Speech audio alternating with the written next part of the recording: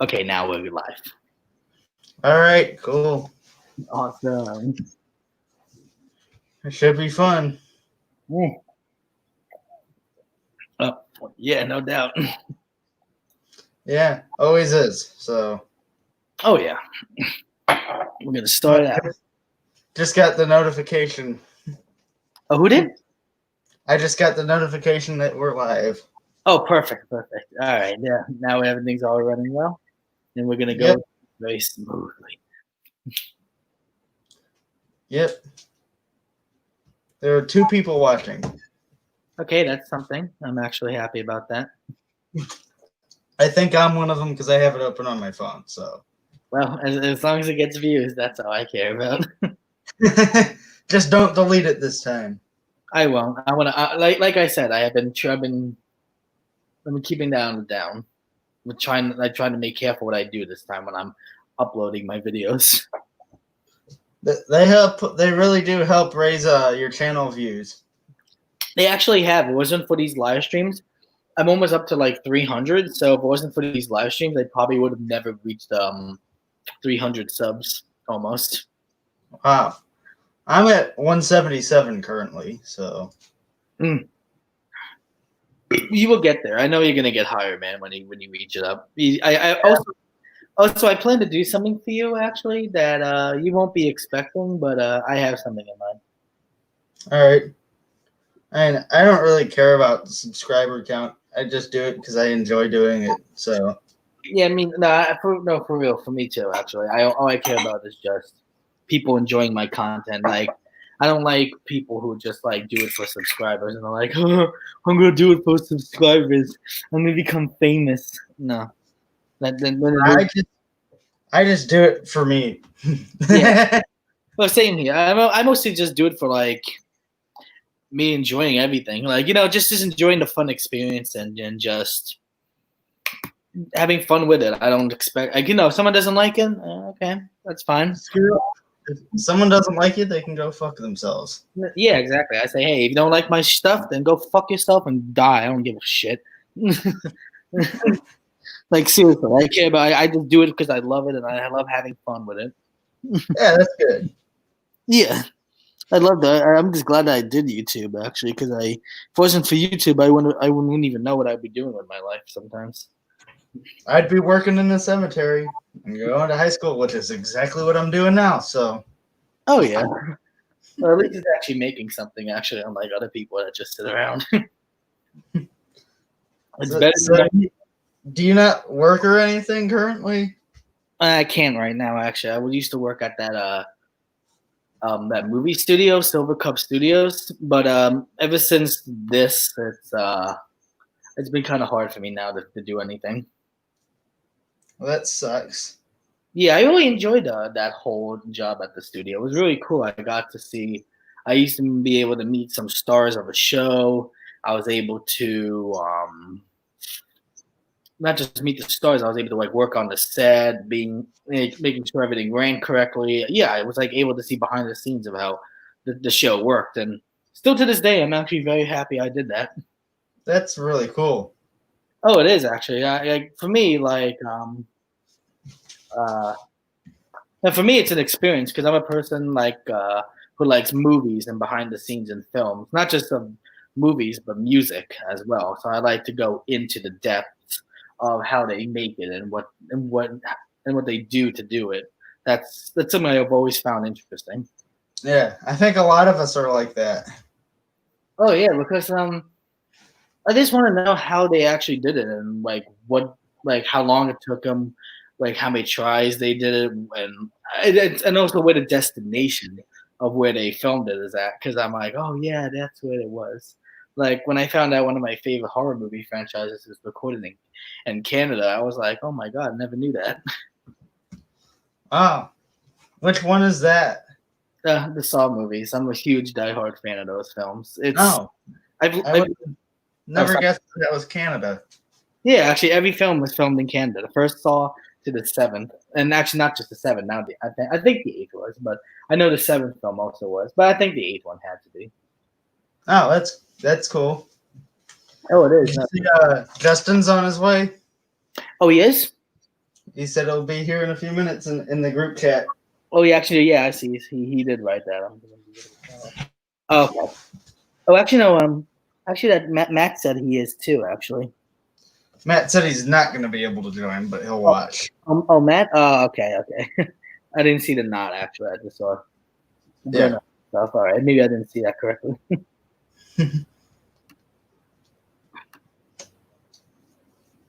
Yeah. So I kind of sucked that we missed last week. Yeah, I was looking forward to that, but I was like, all right. I guess everyone's busy and people are doing what they have to do. Yeah. I just that Justin's stream that he did, that was real cool. Yeah, I actually watched that night when he was streaming. I was watching 2 streams at the same time that night. I was just watching Justin stream. That's all. No, I was watching Justin and Devin Mesa Torment did one on his channel. Oh, nice. So like, I was watching those at the same time. Some of my other friends do other live streams sometimes on Twitch and all that, but they haven't been doing it lately. I don't like Twitch. Yeah, I find Twitch cool, but I don't really. I don't know. I don't see the appeal in it sometimes. So I'm like, all right, some people have it, but I like doing this better because I'm stupid when it comes to technology. I don't understand it. Yeah, I don't blame you. Actually, it's just that like they say that you need like a certain like capture card to capture something for like a video game or something like that, and I'm just like, I don't know.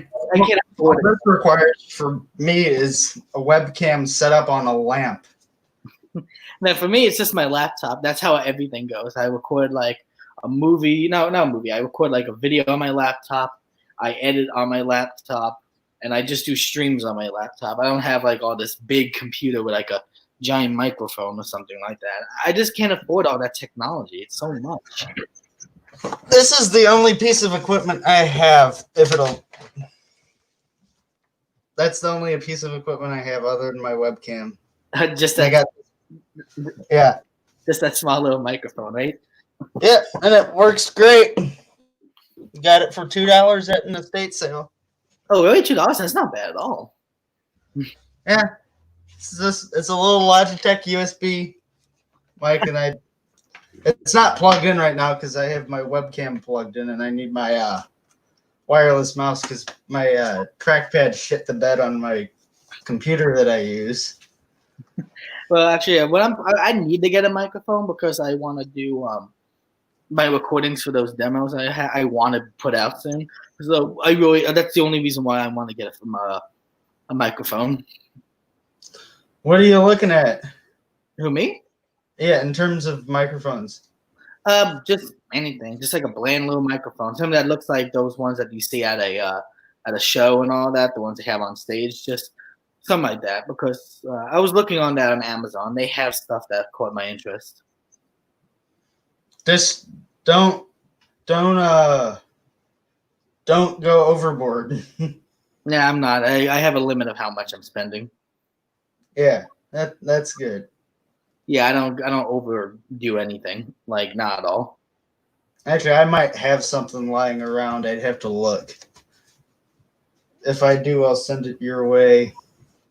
Oh, of course. Like what I was saying was like I just really need it for my demos. I'm trying to record that black metal demo of Subatomic Suicidal Abyss, and then I also have that other project I want to work on called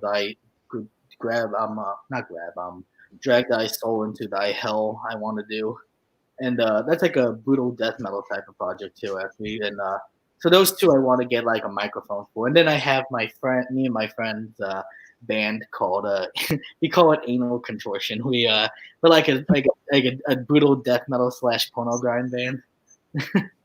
Nice. So I want to get the recording and like the demo for that, and also having a microphone so I can know that it's all good and I'm ready.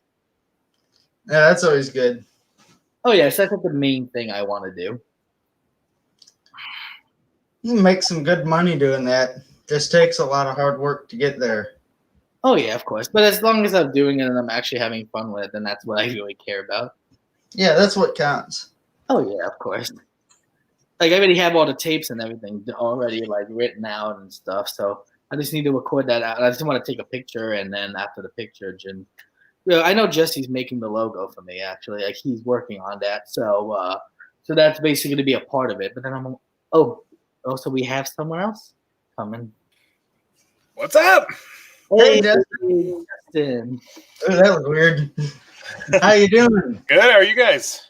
Doing good, man. How are Pretty you? awesome. Good. Stefan, happy fucking birthday, my dude. Oh, thank you Yeah, so happy much. birthday. Appreciate it. 26. Is that right? Yeah.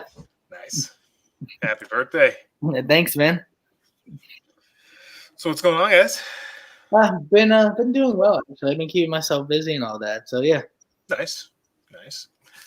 I've been leveling headstones for the past week at work, and it sucks.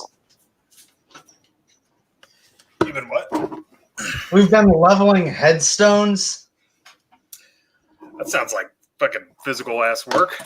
Yeah, we're lucky if we get a row done a day.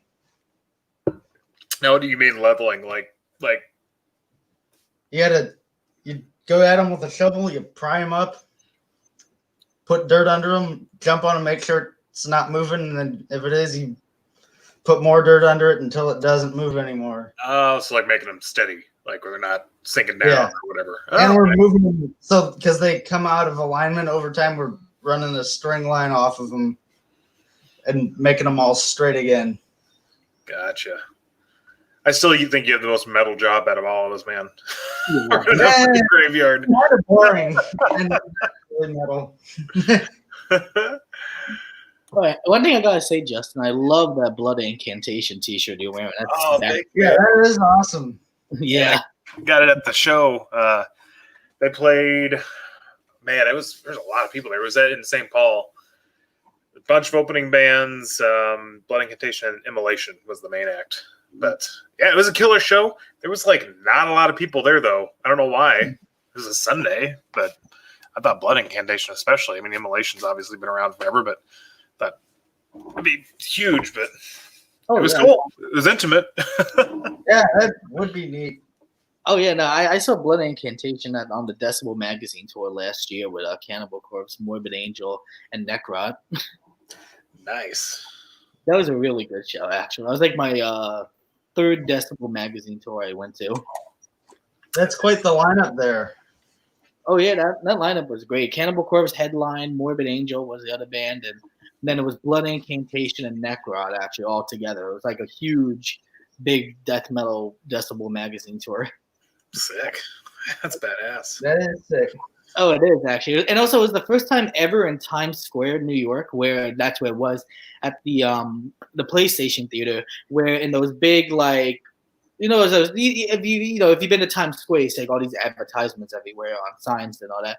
It was the first time I ever saw like Cannibal Corpse and Morbid Angel advertised on a billboard type building in Times Square ever, just saying tonight Cannibal Corpse, and the show's the band and everything there. I was like, I'm never going to see that ever again, actually, in my entire life. That's the first time I'll probably ever see that. You should have taken a picture of that. I wish I did, but I think there's a video on it, actually. Someone got it, actually, outside. So I think I would link it somewhere so I can show you. Yeah, that's sick. That's cool.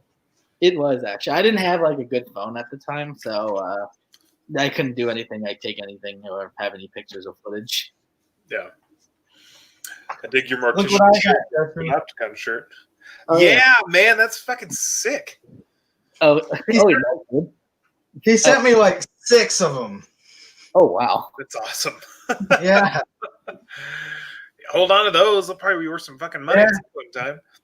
What were we saying before, Justin? I dig your shirts. Let me see them. Let me see your Mortician shirt. Nice.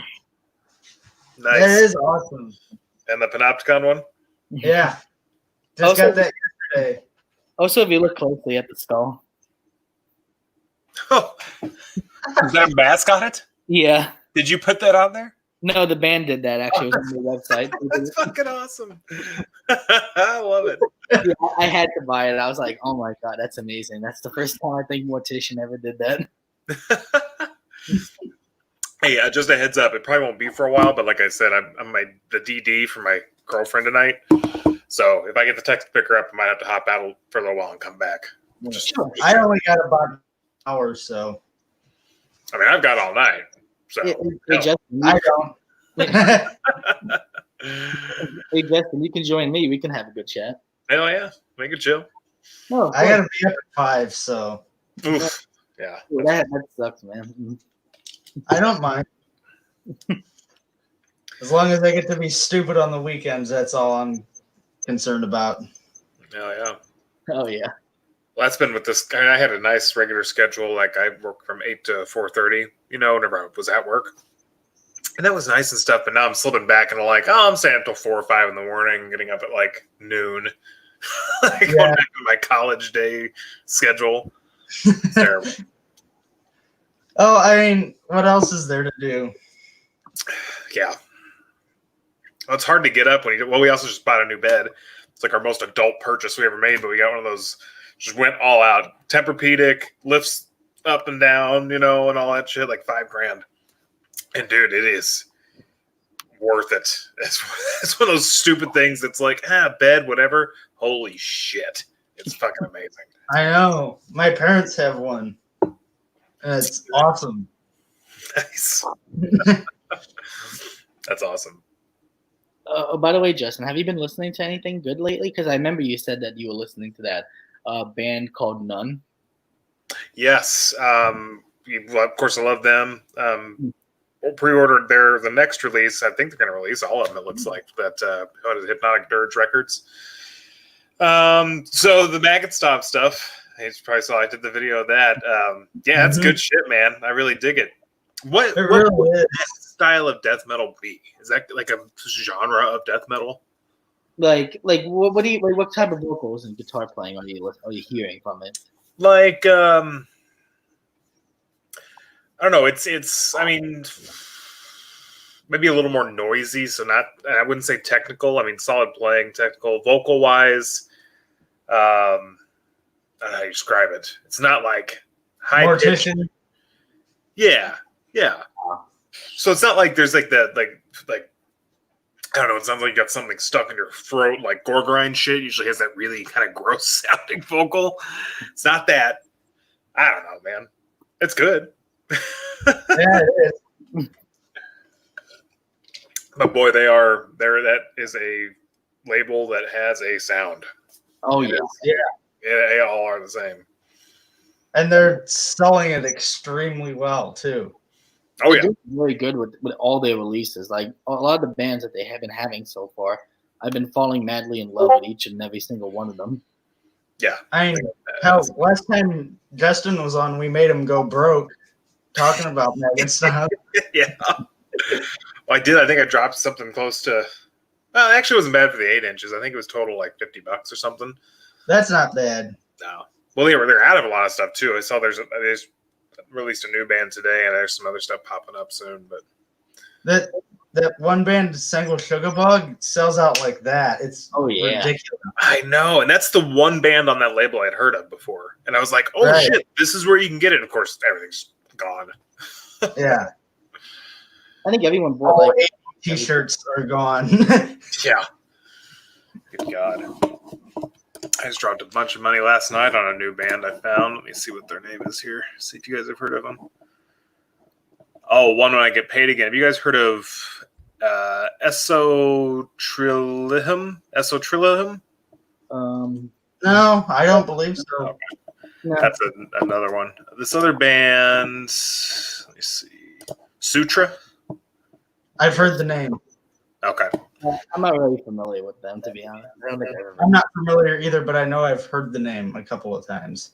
Oh, that's right. I think they're pretty new because they had an album in 2017 and one in 2020. And I just found them 2 days ago, but I just bought their records off of Bandcamp. So yeah. What about you guys? Any new stuff? Mostly just the Panopticon live album. It's a good one.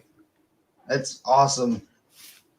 Mostly I've been checking out everything like from like old school death metal to black metal, anything like that I'm interested in. Like I also like you can't go wrong with Ken's death metal script. I've been listening to so much of that stuff he puts on there. Nice. Really. Oh man, the packaging looks fantastic on that. I was a little, of course, I'm a a big gatefold vinyl guy, and I was like, double LP and sleeve, but it looks so fucking good, man. Do you see the vinyl? No, I haven't seen it. Actually, seen it. You want to see it, or do you want to? Yeah, let me see it. Let me see it. Oh, it's bad. Badass actually. It's pretty bad. Yeah, that's sexy. That's cool. It's like ultra clear with just some splatters of orange. That's awesome. Yeah. Boy, And it it sounds amazing. Yeah, I've heard, of course, just the couple tracks that were pre-released, and damn, they're good live, man. Well, I saw them. I got to see Austin when I was going to play with Seor, however you say it. Wayfarer, and Un up here. And God, the Opticon sounded fucking great. Like, just, you could hear everything really clearly. Like, yeah, it was distinct, It's fucking killer. I think that's the way that band was meant to be heard is live. Yeah, for sure. It's not bashing the albums because they're amazing in their own right. But there's just something about the live album that makes it stand out more. Yeah, for sure. Probably the way they present themselves too, probably on it. Yeah. Yeah. I think my favorite song on there is that version of Into the Northwoods. Mm-hmm. Into the North Woods. Yeah, it's fucking awesome. It's good shit. Oh yeah, like it does sound good actually. But for me, like I've been really into like I don't know if you listen to like this band Justin, but like I listen to this band called I always I love mentioning them a lot actually. In any time I talk about them, like I really like the band Drowning the Light. Do you ever listen to them? I mean, I know of them. Let me look them up real quick. Yeah, it's by this one guy, and I called Ag. I want to make sure I'm pronouncing his name right, Aglock. And he basically does this. That he's a part of. He's in the. I think he's one. Yeah, he's a one man black metal band. He's and yeah, Drowning the Light has so many great albums. Just so many. Well, pulled up here. It's one of the albums, "Cursed Below the Waves." Oh yeah, I have that on the cassette. Okay. That's I've been meaning to check this out because I was like, that cover looks badass. It kind of looks like a Magic the Gathering card, to be honest, but it looks sick as hell. Oh yeah, no, I love that one. I have that one on cassette, and I really enjoy the hell out of that one. Nice. I'll check it out. I'll put it on my Spotify playlist right now. Let's see. What do you think of that medieval song I sent you the other day? Oh, it's fucking awesome. That's like a thing. That's like a thing now, as they're taking songs and turning them into medieval versions. That one's surprisingly really good, though. Yeah, that's the guy. I think it's the same guy who did the it was a meme, the Coffin Dancers or whatever. Oh yeah, that one. I seen that name. Yeah, that guy that did that, and then the one, I think, did you send me Pumped Up Kicks? Yeah. Yeah. It's that same guy. He's like doing it the best. It sounds the best, and like the little videos he has look the best too. Yeah. It does kind of remind me of Fife. Yeah. A little. Well, and Fife is certainly the most like actual medieval sounding, I think, most traditional sounding dungeon synth. Yeah. There, so. And we're back on the topic of dungeon synth. It'll always circle around. Yeah. We have like 5 things we talk about every stream, and that's just one of them. So have did you get to do anything fun for your birthday, Stefan? Sorry, say again? Did you get to do anything fun for your birthday? Mostly I was just hanging around and chilling, basically, just mostly doing that. Actually, I had a brisket burrito for lunch from our local one of our local Mexican restaurants here called Pico. So that was something I was very happy with doing today. Yeah, that sounds awesome. Yeah. It is actually. It's really good stuff around here. We have a couple of bit of restaurants. Like we have like a Chinese restaurant, pizza, Mexican, like all that good stuff actually. And I wanted to do something nice for my birthday, so I was gonna get a steak, but they all ran out before I could actually get one. So I was Oh man. yes, like I'll just go with the taco. I'm not taco. I'll just go with the burrito then. So oh well. I bet it was so good. Oh, it was great. I've gotten that brisket burrito there so many times, and it's never failed. It always tastes the same. And it's always good. My boss is bringing us 60 smoked chickens for lunch tomorrow. Ooh, God. 60? Yeah. That's Yeah. Chicken. Shit. So I assume there's a lot of employees. No, not really. That's a lot of fucking chickens, man. There's like 10 of us. Well, what is that? That's fucking 6 chickens apiece? I know a couple of guys will eat about that much. Good God, man. Well, it'll be a fucking smorgasbord. Yeah. He's been doing that about once a month since all the restaurants and shit are closed, so no one can go anywhere at lunch. Yeah, that makes sense. That's the same way up here. Everything's still. Minnesota's been pretty good about it. Like our COVID cases are down, but that's because everything's just staying closed. Even though they can technically open, everything's staying pretty locked down. It's weird. Like St. Louis, everything is going down, but as you go rural, everything's going up. Yeah. Yep. Right here in New York, we're actually entering phase 2 by Monday. Oh shit! Yeah, you're in New York. And are you in like New York City or New York State? New York City, like very close to the Shit. city. So, how's it looking right now? To me, it's looking a lot better than I've ever seen it right now. Actually, there has been so many crowds of people since like the first phase has started. Like things have been opening more. Like everyone feels a lot more comfortable, and I can definitely tell by the way everyone's going out more and how the people are interacting with each other. Actually, it's gone a lot more hustly and bustly since. Oh, that's good. Yeah, that's good. Yeah, So New York was hit pretty hard. Oh yeah, it was actually because I live here in the Rockaways. It's like a beach type of area, and definitely like the beach is very very popular to go to around here because everyone's like around. It's like for me, the beach is only like 1 block away actually from here. I just have to like walk 1 block and it's right there. Nice. That's badass. Awesome. You lucky bastard. It's so nice too. I was gonna go today, but it was a little cold actually. I'm glad I don't live there because I'd never get shit done. Yeah, same here. Hey, Green Iron Cannibal music. Are you a band? Is that a band? No, that's Matt. Yeah, that's Matt. Oh, okay. That's his channel. Cool. I don't think I subscribed to that yet. Let me. Thanks, Matt, thank you. His channel was the one that you were having trouble finding last time you were on. Oh, gotcha. I do think I end up actually getting him here, though. Oh, no. See, it pops up, but I can't find his page for some reason. What the fuck? It's weird. Oh, it's probably because I got it there.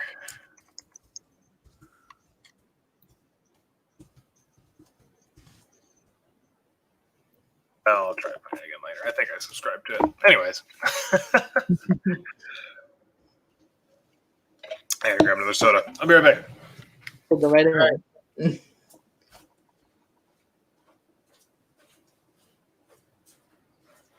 It's always more entertaining with Justin around. Oh, yeah.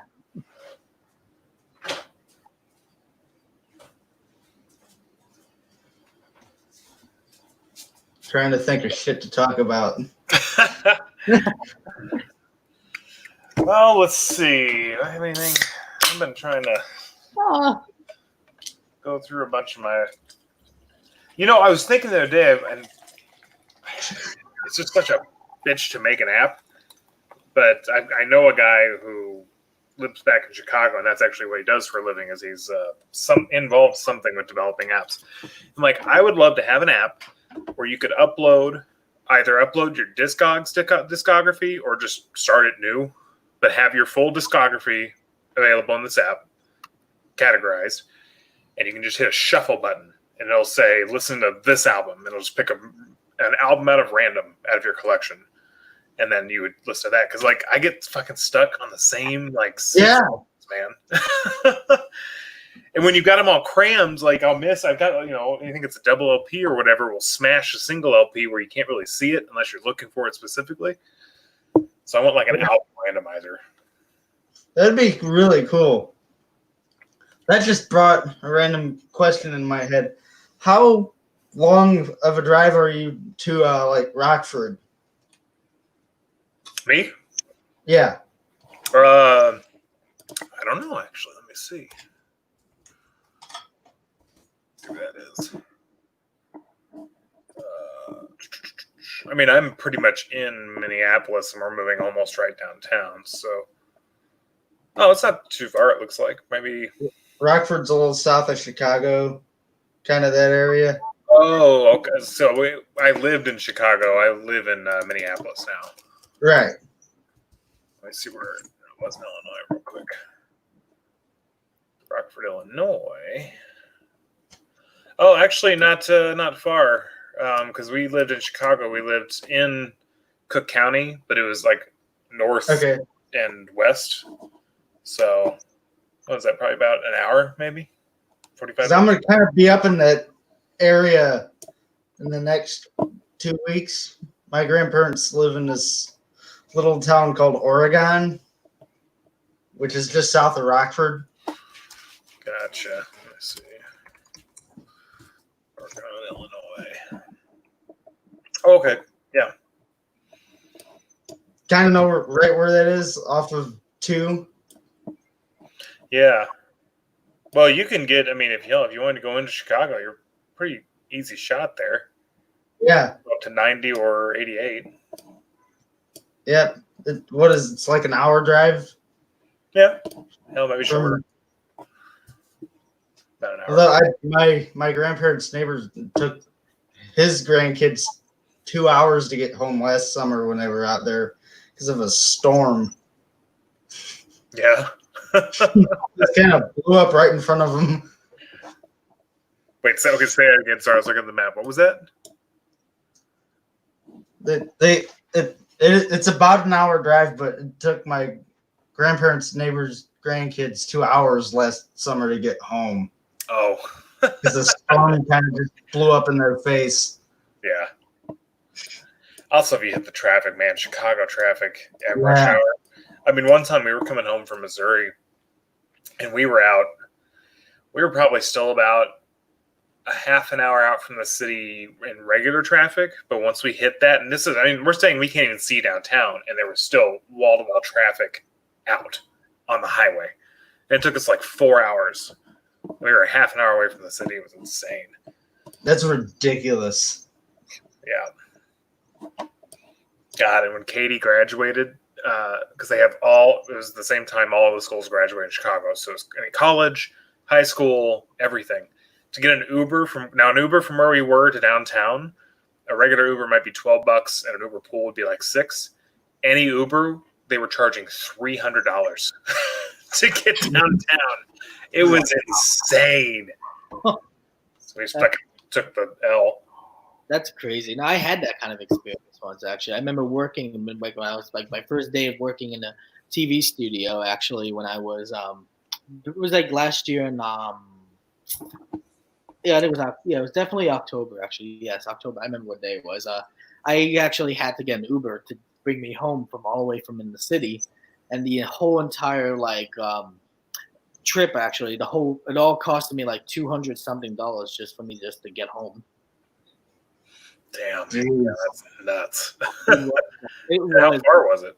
Oh, it was like all the way. It was in the city, and since I live all the way here in the Rockaways, like it takes all the way from like well, we got to go through like a whole. There's like a bridge actually, and like just from Brooklyn all from here to the Rockaways. So it's a very long ride. So it takes a while just to get from New York City to here. That's crazy. Yeah. But because I live in like near a peninsula, so like all near surrounded by water, so that's why. Neither of you guys got to deal with the idiot drivers in St. Louis who apparently think stop signs and red lights are optional. What? I don't know, man. Minnesota, when we moved here, the people here are really cool. I mean, they're genuinely nice people. Everyone gets along. Fucking killer metal scene up here. Like, it's legit. Yeah. I thought Chicago was going to have a cool metal scene. It's just too big. So you don't really have groups. It's just like everybody goes to a show, doesn't really talk to each other, and then leaves. You know what I mean? Right. But in Minneapolis, like, it is a tight-knit scene. Yeah, but also right. very welcoming. You know? But the fucking drivers, man. Fuck everybody on the road up here because they are fucking awful. It's the worst driving I've ever seen in my life. We're coming home from work today. This idiot pulls out in front of us without signaling and just stopped. Oh my god! In the middle of like a 4-lane road. Oh, that's insane. Oh, it is. Oh, actually, I did actually befriend a Uber driver actually during November. Actually, his name is Merlin. Basically, that's his real name. His name is Merlin. Yeah. And he's such a nice guy. Like me and him became such like great friends actually. So when I go to a good friend to have. Oh, it is. He's like the best Uber driver ever. So I got his number too. So anytime I need like a lift to like St. Vitus when I go to a show, I'm like, hey Merlin, would you mind driving me to the show? And he just does it for me. Like I go on the Uber app, he finds that I need to get a ride, and then he takes me to the show. And we're having like a full blown conversation the whole ride there, and it's always so much fun. That's awesome. That's badass. How long is it from where you are to like St. Vitus or those places? It's about like an hour drive, like an hour and a half drive. It's not bad at all. Like to get here all the way to Brooklyn to St. Vitus, it's not that bad. That's not bad. That's cool. Yeah, that's like my major like site. Like I stick to St. Vitus because that's where I feel like all the best metal shows are being played at now because like so many of my favorite bands are going there. It's a much better environment for metal, and in the city I don't really get that feeling in New York City, but in Brooklyn in that bar I get the best feeling ever because it's themed around metal. So I'm like, yeah, this is what I prefer more. That's sick, man. That's fucking awesome. Well, it seems like, and I don't know New York City very well. I've only been there once just for like, typical vacation. But it seems Closest to New York City I've ever been is Rochester. I know that. Yeah, we're going to be there this summer. Oh, nice. Wait, you're going to be in Rochester? Yeah, we got friends there, and then we're going up to Maine. Wait, are you staying in Rochester? Like for a night. Oh, dude, I wish I could see you there, man. Rochester's, I don't think that far away from me. Well, maybe. If you want to do that, that'd be great. See if we can work something out. Yeah, just tell me when you are because I would love to. Yeah. Yeah, that'd be cool. Oh, I see. You're like literally on that little peninsula, right? Just like south of everything, right? Or southeast? Oh, you Rockaway? Yeah, Rockaway Park. Yeah. Okay. Cool. Yeah. Well, it seems like, and correct me if I'm wrong, but Brooklyn is like the real New York. Like you have, Manhattan, but that's the fucking TV New York, and Brooklyn's where all the cool shit is. Yeah, that's exactly yes. Because that job I had on the TV studio, that was basically in Brooklyn, very close to the city. So, yeah. Cool. That's cool. Yeah, I'd like to go back to New York. I'd like to get back to Chicago. Chicago is fun, man. I miss it. It's just, and it's more fun to visit than it is to live there because it's fucking getting around's a little obnoxious. And again, it's hard to we had friends from there and stuff, but we lived there for 4 years and have a small group of friends. And again, moving to Minneapolis, went to 2 shows and we moved up here and boom, I've got this wide group of people, Yeah. It's just cooler. And you got Hammerheart Brewing. Fuck yeah. And that is where everybody goes, man. I mean, it's like a half an hour drive out of the city, but no one gives a fuck. Everybody goes up to Hammerheart. You're lucky as fuck to have all that stuff up there. Yeah, it's awesome. It's such a cool little place too, man. It's all wood, it looks like a fucking tavern. Nordic tavern or whatever. Yeah, it's bad. Plus I keep trying to talk my parents into going up there. Hell yeah. Well, it's gorgeous too. I mean, where it's at. Trying to get to Banning State Park. Okay. Where's that at? Is that kind of? It's up near your area. I know because Becca posts pictures there all the time on her Instagram. Oh, gotcha. Yeah, the fucking landscape up here is just gorgeous. It's amazing. It actually is. That's why I think, what was it, Swedes or a bunch of Scandinavian people back in the day moved up here because its landscape is a lot. I mean, it's like in Missouri, a bunch of Germans moved there because it looks like Germany. And that's the same with like the Minnesota areas. A bunch of people moved there because it looks like Norway. There's a lot of fucking snow, man. I never actually believed that snowmobiles would be something anyone would ever have for any reason. Like, it doesn't snow that much anywhere else. Nope, it fucking does. Right there. Yeah. My grandparents that live in Oregon get crazy snow like that as well. Yeah. That whole Illinois is so flat. My grandfather's got a 2-stage snowblower. Last year they had a snowfall so heavy that wouldn't even get through it. Really? Shit. Yeah. Damn. Yeah, it's nuts. There was one time, the first year we were up here, so I've only been here for 2 years, it snowed so much. So out back of our apartment, there's like just a little slight hill. There's a tree, but it banked and it went up to the top of the tree. The tree was completely covered in snow. Jesus. Crazy. What are you drinking, Stefan? That looks delicious. Oh, yeah. I love the Stewart stuff. Yeah. I love Diet Stewart too. I got my liquid aspartame. Love it. Grapefruit and chemical. A piece of those downstairs. There's a fucking run of this shit up here. If you go to the store, you can get anything else you want, but Squirt and Fresca are just, especially for some reason, the Diet Squirt and Diet Fresca, it's like gone. I've been on these all week. I've never heard of those. Yeah, it's Monsters version of Gatorade. Interesting. I've seen that before. Actually, I had one. They're awesome. I saw most of like a coffee now too. Those are good. But at work we have a case of these in the fridge at all times. Nice. That's awesome. It's always good to be stocked on something. Yeah. Yeah. Our boss Jerry drinks like 4 of those a day.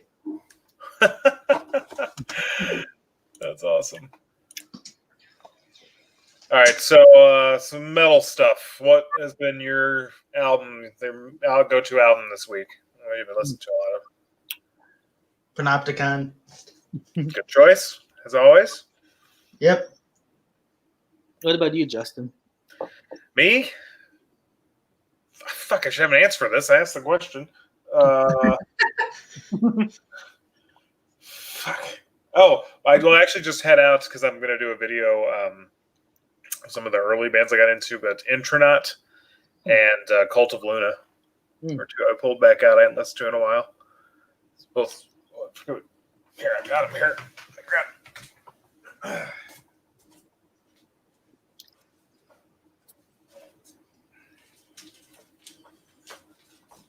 Let's see.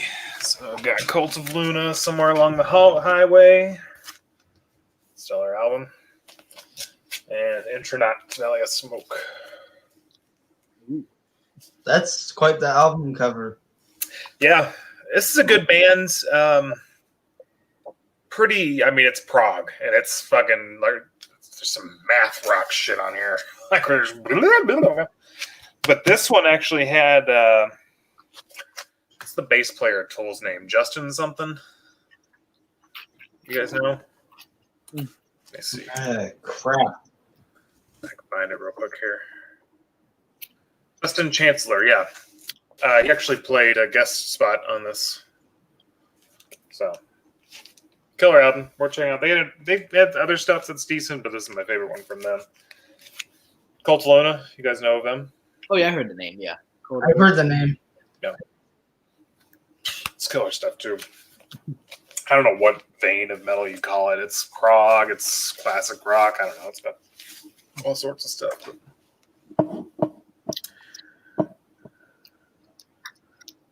And death. I need to check that out.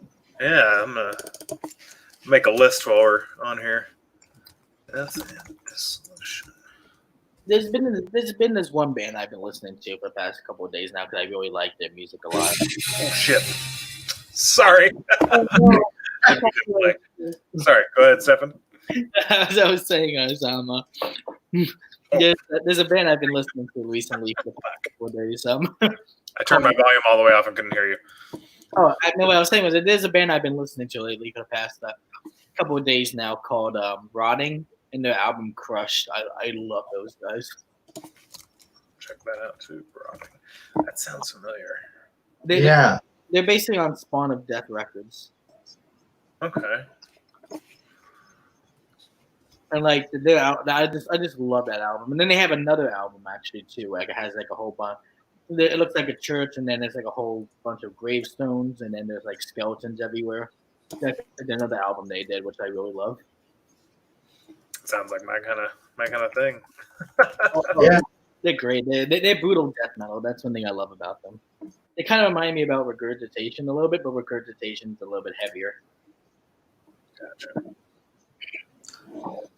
Speaking of graveyards, I've been trying to find a good section to take some pictures in where I work, and I can't. It's all too nice and kept up. It's not decrepit enough. The one good section would be what we call Babyland. Oh, Jesus. Is that where all the babies are buried? Yeah. Oh. That section's always a little bit hard to work in. Yeah, that's depressing. Just knowing that all those, unborn children, that's sad. And especially the ones that are like 1836 to 1837. Wow, that's really old. Yeah. Yeah. Well, it was kind of fucking depressing too, because right next to us here, there's a Jewish cemetery. And we were just, it's pretty. So we're walking through there and stuff. And we came across a section where there's like a bunch of new graves from like the last 3 months. And they're all like something years old. Ridiculous. We had 5 funerals in the span of 2 hours this morning. Wow. Jesus. Is it COVID? Yeah. I'm pretty sure. That's what, yeah. That's the way these looked like. They were all like 80 something and they were all from March on. So, damn, 5 within 2 hours. That's a lot. It means a lot of breaks. Yeah. Ken wants to see our, let's see. Let's see if I can turn my camera here. I have a humble little collection. We're also kind of in the process of moving, so I have a bunch of shit everywhere. Also, don't worry, Ken. I'll make myself a collection video soon. That's definitely in the works. Definitely on my list of videos that come.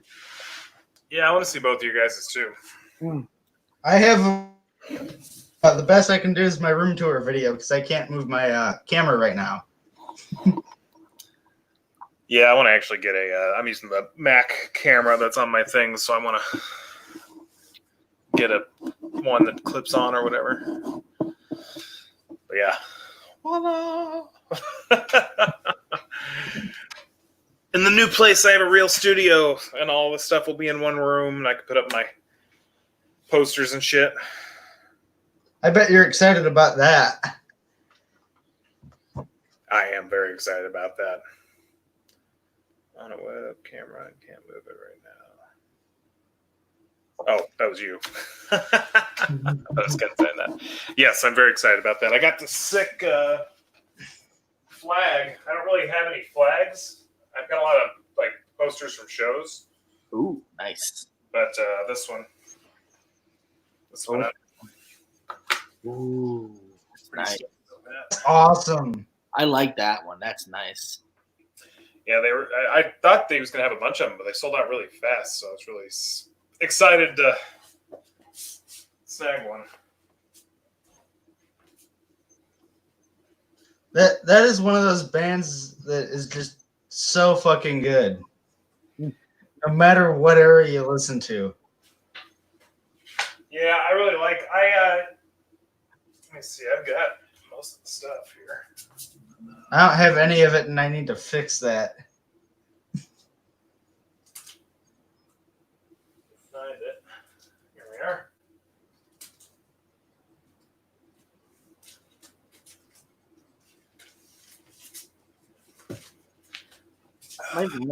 We'll say I think probably should have wore jeans instead of my sweatpants. I didn't think I could see anything but my shirt here. I mean, of course, these are the King albums. Ooh, those are First, second. Austin from Penobscon played on this. Yeah. Played drums. is that supposed to be like synth? No, it's black metal, atmospheric black metal. With Scottish folk mixed in with it. I think I would enjoy that a lot. Yeah, It's awesome. this one's great too. Guardians. That one's my fucking favorite. Roots. Or Guardians. That one was awesome. Forgotten Paths is the last one. This one was, man, it's cool. I mean, Niche from Alcest sang it a couple times, but I don't know. It's not bad. It's good, but compared to the other three, this one seemed like it was a little hammered out. You know what I mean? Yeah. But it was good. It was good. Ken's got a question for us. My last purchase was this from Marty, Panopticon Live Migration 2LP. My last purchase was actually it was a Lividity t-shirt, actually. Yeah, I bought a Lividity t-shirt for my birthday. That's a good band. Oh, no, I'm in love with Lividity. Aren't they from Chicago? Yeah. Who? Lividity. Lividity. My favorite album from them is Fetish for the Sick. I love that one so much. That's pretty sick. That's another one of those bands that I see everywhere and just haven't checked out. The Used, Abused, and Left for Dead is my second favorite one. That's a great album. Yeah. Mork. You not checked out Mork? Fucking sick black metal. You're gonna have to send me that send me a link to that because I keep forgetting about. No worries. Hopefully they will post some more physical media soon because mostly Eric does like just Bandcamp digital stuff. But I want CDs. I want vinyl. Yeah. This is also really good too. Helga Fell. Yeah. Folkbanger. Not stellar. I still need to order your cassette. Yeah, same here too. Why haven't you done it yet, motherfuckers? Hey. No, Because I'm fucking busy. I work 8 hours a day. Oh, you know what? Hey, I'll send you guys download codes. Hey, I got. Thank you. Justin. Hey, bitch. Let me tell you why I haven't yet. Although I do have this. Fighting words, Stefan. Say again? I said fucking fighting words. No, but I will buy you a cassette. I'm getting money soon for my birthday, so Sure, fine. You're good. No, I'm glad those arrived because man, that was during the week of protests and stuff, and I had no idea if mail was going in or out. So Hey, I got it within probably like 2 or 3 days. Nice. Yeah, I have the other day, but I got it right after Nick's actually. That's cool. I'm glad it shut up fast. Yeah. Yeah, actually though, I have because I got my copies of the cassettes for Feather. I think I'm just kind of hanging on to them because I only got a few, but I've got a shit ton of download codes. So I've got your guys's. No, send me your email addresses and I'll send you. It's on that one part of the channel that no one ever looks at. Let me pull it up here. Forget the name of the tab. I think it's called the description. That's what it's called. That's It's under the About tab. Oh yeah, the About description tab. Yeah. And I was going to say, anybody in the comments, if you want a free download code, just send me your email. Or just put in the comments or whatever, and I'll pull them and I'll get y'all stuff. Yeah, and Azog's Abyss, Folkvanger Records has the cassette out. Here, I'll get a link to it and put it there. If you like Dungeon Synth, and I don't know why you wouldn't, it's really, really good stuff. No, Thank you, friend. especially the stuff Justin, you do, man. That live performance I remember watching, I was like transcended. I was like, oh my god, that was really cool. it was great. Thank you, guys. Oh, you're welcome. Fucking almost burned my fucking apartment down, though. Luckily, That wouldn't Katie was have been there. good. Oh, hell yeah. Ooh. That's sick. That is awesome. It's nice. Well, music wise for me, like when Ken was saying like what was my latest purchase in music wise, I think I would have to say it was like a couple of black metal albums from Hell's Headbangers, like Agalok, and actually no, it wasn't Agalok, it was Azagoth. It was this other band called what was it called again? It was one of my all-time favorites. Now I actually I remember finding one in that black metal fanzine I read. But it was like so many other black metal albums I actually got. That was like my latest music purchase. Damn, how can I forget the name of it now? I think it was called Monarch. Stefan. Yeah. Next time you order from Binder, and ask Marty to send you a couple of these, because he's got a couple of boxes left. He'll just give you like 6 or so. And there's some good stuff in there. Oh, I will. Hey, Ken, do you have, I haven't gone back through your videos. Do you have a video of your room? Because I would like to see that, just like all the walls. Nice. Yeah. And That's something I want to see, but I don't think Ken recorded a video of Hey, this collection. Ken, you need to start showing your records. Everyone wants to see those. Like how big actually can get. no. No, oh well. We just have to pretend how big it is. He has spoken. We have spoken.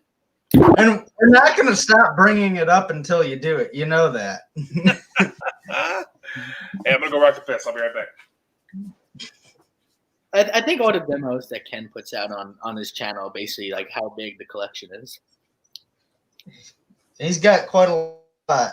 He's got a phenomenal collection. Like I can't even tell you how many demos I've been falling in love with every single time he would have it there.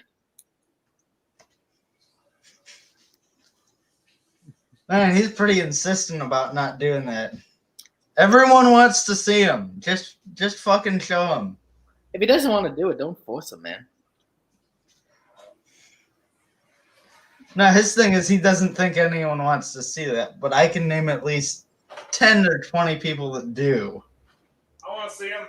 No, I would like to see it, but if he doesn't want to, I'm not going to force him to. Hey, so here's something I want to see from you guys. What are the rarest, doesn't have to be like old necessarily, but like rarest albums in your collection? CD, cassette, anything. Oh, fuck. I don't even know where to begin. I know where to. I think for vinyl, for me, like, my most valuable vinyl in my entire collection that I would never give away or anything at all is this, like my pride, like the holy grail of my collection. It would have to be the autographed picture disc of two picture discs. It's autographed. It's autographed by Brendan Small of Metal.While, and it's the Doomstar Requiem picture disc edition. Nice. And I value that a lot because it's signed by Brendan Small. It was a limited run, and it's like 2 picture discs, and I love it. That's badass. I do love me some Brendan Small, man. Oh yeah. I'm always after that elusive fucking Death Album 1. I've got the rest of them on vinyl, but I need Death Album 1. But I'm not gonna pay $300 or $400 for it. Yeah, so like expensive. I'm like, I wonder why. Actually, maybe probably because it's the first release that they did for Death Claw. Probably maybe why. I think this is probably the most rare thing or most expensive thing I have. Oh, I love that band. Nice. You know, I've not actually heard of them. I'll check it out. What was the name of it again? That's epic. Vlad Tepes. They're from France. Nice. There we are. The recordings kind of sound like garbage, but if you turn them up loud enough, you can hear some really, really great stuff going on. Yeah. Like I love that band, especially another black metal band from France called Mutilation. They're really good. Nice. Yeah, let's see what I got here. Hey, Stefan. Yeah. Oh shit! Yeah, I got that same exact patch. I love those guys. I got that same patch in the box. I'm thinking about maybe putting that on a beanie or something. I have to make like a beanie out of it. Because I was like, you know what? I think I'm gonna have to. That's a cool deck. Thank you, Ken. I've got two that are equal rarity, but one is Funeral Doom, the other is not metal at all. But this album, I was on the hunt for this forever. Oh, that's awesome. That's nice. That logo and cover. Yeah, I really love. I mean, this guy's been involved with all sorts of shit, but forked out $100 for it. I don't usually spend that much on records, but I had it, and I was like, I mean, it's never getting repressed. It's like it's been out of print forever. So, and then this album, which is not a metal album, but Sun Kill Moon, Admiral Fell Promises, fucking great album. Definitely worth checking out. It's like sad boy music. I thought it was gonna be like DSBM or something like that. Huh? I know it was like DSBM, you know, Depressive Suicidal Black Metal. It's like that, but just acoustic guitars. Oh. So this is Mark Kozilek, who, have you by chance ever heard of the band Red House Painters from the 90s?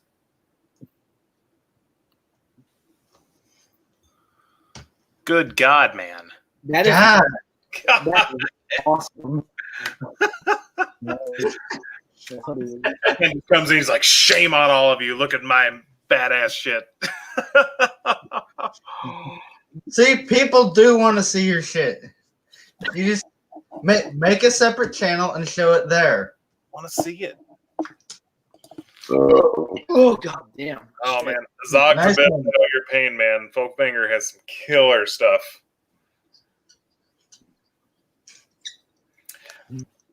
So yeah, check out Sun Kill Moon. It's worth it. Will do. That looks really good though. I'm always looking for more jams. That's I can tell you that for sure. Always. What's the worst album everyone owns? The worst.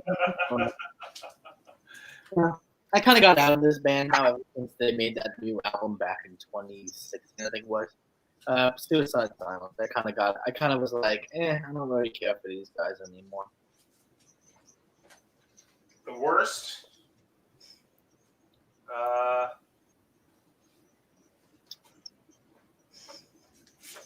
Let me see here. I'm also looking forward to my new place because it'll be a lot easier to pull shit out like this.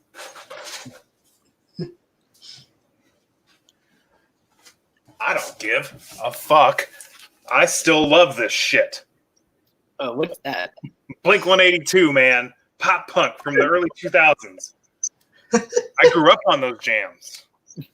It's okay. No, it's silly as fuck, but I'm trying to get all my high school collection of records because they're all being re-released now because people in their 30s are going back and buying the shit they're nostalgic for. So there you go. You know what's funny? Does any of you guys know any good death and black metal bands that are out there that that actually are worth listening to? Because I got an Amazon gift card and I'm trying to find albums to listen to on Amazon. What was that? You know what I'm saying? Like, if you guys know any good death and black metal bands, like, the albums are being sold on Amazon. I'm trying to find something really good and new to listen to. Have you? I think we talked about this last time. Thy Light, not Thy Dying Light. Thy Light. Yeah, I remember you told me about them. Yeah, that's a really good one. Trying to think of anything new. Valiant, as always. Who? Valiant. Yeah. Yeah, I've been trying to. I know you guys see on the videos. I'm trying to branch out into death metal a little bit. But boy, there's a big fucking sea of music. Yeah, really. Oh yeah. I mean, I know my black metal in and out, but holy shit! Of course, death metal's been around longer too. So. Oh yeah. You know, I have not. How do you guys feel about thrash? Thrash, to be honest with you, it's kind of died for me. Like, I've experienced thrash metal bands and listened to almost all the best ones that people ever like offered, but I don't know why it's kind of turning off for me. I kind of want something more fast and aggressive and more brutal sounding. Like, that's what I want now. Like, not this band's going. Like, sometimes I feel like it sounds the same a lot. Yeah. I've really burned myself out on thrash last summer, so I haven't been listening to anything. That's fair. That's one I'm going to try to delve into after I kind of start branching out in death metal a little bit. I just can't do it yet, man. It just doesn't really, I don't know, it doesn't catch me. I haven't heard any bands that have yet. Like Power Trip, I tried to get into them because they were the big thing for a while, and it just didn't really do it for me. I don't know, a lot of it's just so boring and repetitive. Good God, Ken. I would obsess deeply over that because I love my black metal. I got real obsessed in the 90s stuff too when I got into black metal. Yeah. You mean like the bands like Burzum and Mayhem and Darkthrone? Yeah. I mean, those, and I've been, because they're going back because it's become so popular. They're going back and re-releasing a bunch of shit that was like, hell, may have only been released on cassette back then, and now it's getting like Toulouse, I think I say it, Toulouse. Yeah. A bunch of others. That label that released that's doing it. But yeah, I mean, the first band I got into that really got me into metal, and I had listened to other stuff, but it was Mayhem, which I know that's like the easy go-to one, but I still love them. I have all their shit. Ken, don't you have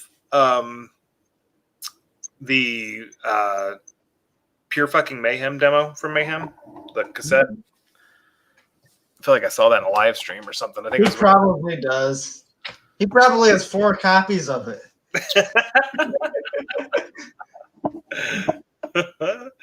I'm sure. I do have one demo from Mayhem, actually. I think it was called Ancient Black Hole. Yeah, I have that one. Nice. That's sick. It's great, actually. It's like a rehearsal recording with Dead and all the original members, and I value that cassette so much. That's awesome. If you guys haven't, it's fun. Let me try that. This cat just really wants to get my lap tonight. Here we are. You guys haven't checked this out yet. Oh, I had that book. Yeah, it's fucking great. It reads like just a bunch of photos and stuff, you know, but it reads like you're sitting at fucking Necro Butcher's kitchen table, just like looking through photographs. And he's like, "Oh yeah," like he's just telling you the story. I fucking love it. I love how they did it. That's awesome. I know. I love that book. Oh shit, Ken, that's badass. That is awesome. Good God, man. No demo. That's nice. We all need to take a trip to Chicago and visit the crypt. Hell yeah. Yeah.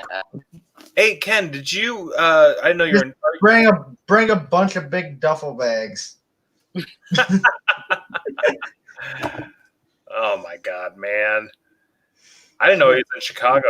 There was a really cool spot that they closed down right before we could check it out. I think it was called. I don't remember what it was called, but it was like a cafe.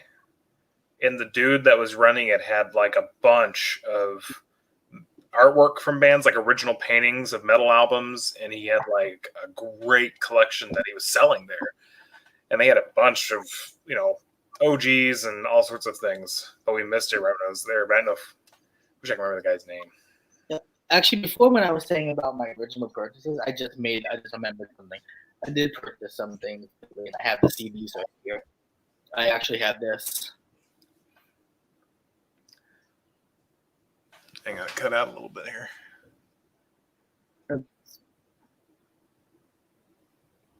Looks like I don't think I've heard of that. What is it? I can't read that. Yeah, it's a little pixelated. Who is it? Grotesque Infection. Grotesque Infection? Yeah, this is like this is like a demo compilation with the Festering Wounds compilation of human feces, and then their live show recording with the live at Niagara Falls, Ontario, for Death Fest in 1993. Okay. Nice. Yeah, this one's on Spotify. I'll check this out. It's also from the same dude, Cannibal Cam, who's doing the Growl documentary. Oh, okay. So that's one. That's when I love this album so much. The demos on this are just insanely heavy. Of course, Ken is the original demo. That's badass. Oh, wow. Yeah, Metal Haven. Oh man, I met the guy at Briskew's Bistro. He was there. He was friends with the guy that owned it. And man, he closed down right before I could make it there. But I think that same guy's selling a bunch of stuff on eBay. Yeah, I'm gonna have to check that out. It's on Spotify. Is it the Festering Wounds Consumption of Human Feces? Yeah, it's this exact cover. Yeah. Yeah, that's the one. It comes with the live show, Consumption of Human Feces, and Festering Wounds demo. Nice. I'll check that out. And also, I also got this too. Actually, it's Mortician, of course. It's like this album was called From the Casket, and it comes with like a whole bunch of demos and everything. Badass. It's mostly consisted of demos and rehearsals and live in Buffalo, G. Willikers, and the Day of Death, and back in the 90s. These are the only two the latest purchases I got. I'm still waiting for more to come because I don't know. I'm just like I said, I'm so obsessed with death metal. I'm just like, oh shit, I need more. It really is like an addiction. Oh god, it is, man. Oh, sorry. Go ahead. No, I'm saying it definitely is. That's what I'm saying. I think I've dropped at least $400 or $500 in the last 3 months because I've just been fucking sitting here on the computer till 4 a.m. and be like, sure, I don't care. Yeah, let's get that too. Yeah, fuck it. I just don't want to think about the amount of money I've spent on music in the past 2 years. Right? Oh god, look at my Discogs collection. I'm like, holy shit! It's saying, and I always try to go by either the lower or medium because, the high end, whatever, it's never going to sell for that. But I'm like, I'm pushing almost 10 grand just in my two. I'm like, god damn, I'm spending a lot of money on this shit. This Panopticon pre-order pushed my collection up to a value of 4K yesterday. Nice. On Discogs, which is kind of insane, but let me see it is fun. I do love Discogs for that. It's cool that you can look stuff up. It's also kind of depressing. It is. So yeah, mine the median. Okay, so it's not quite as much. About 8,100. Jesus. Max is 12 grand. Yeah.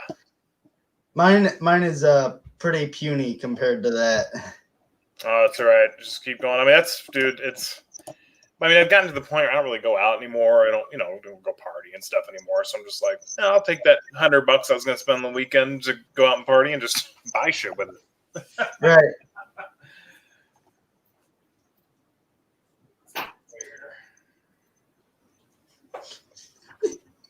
fun though.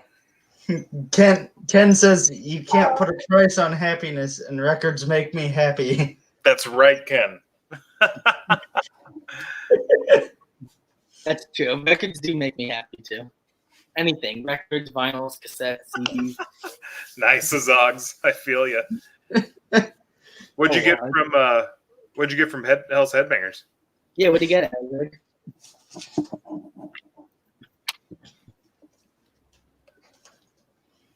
I need to get into Hell's Headbangers a little more. I gotta go. You gotta go. Yeah.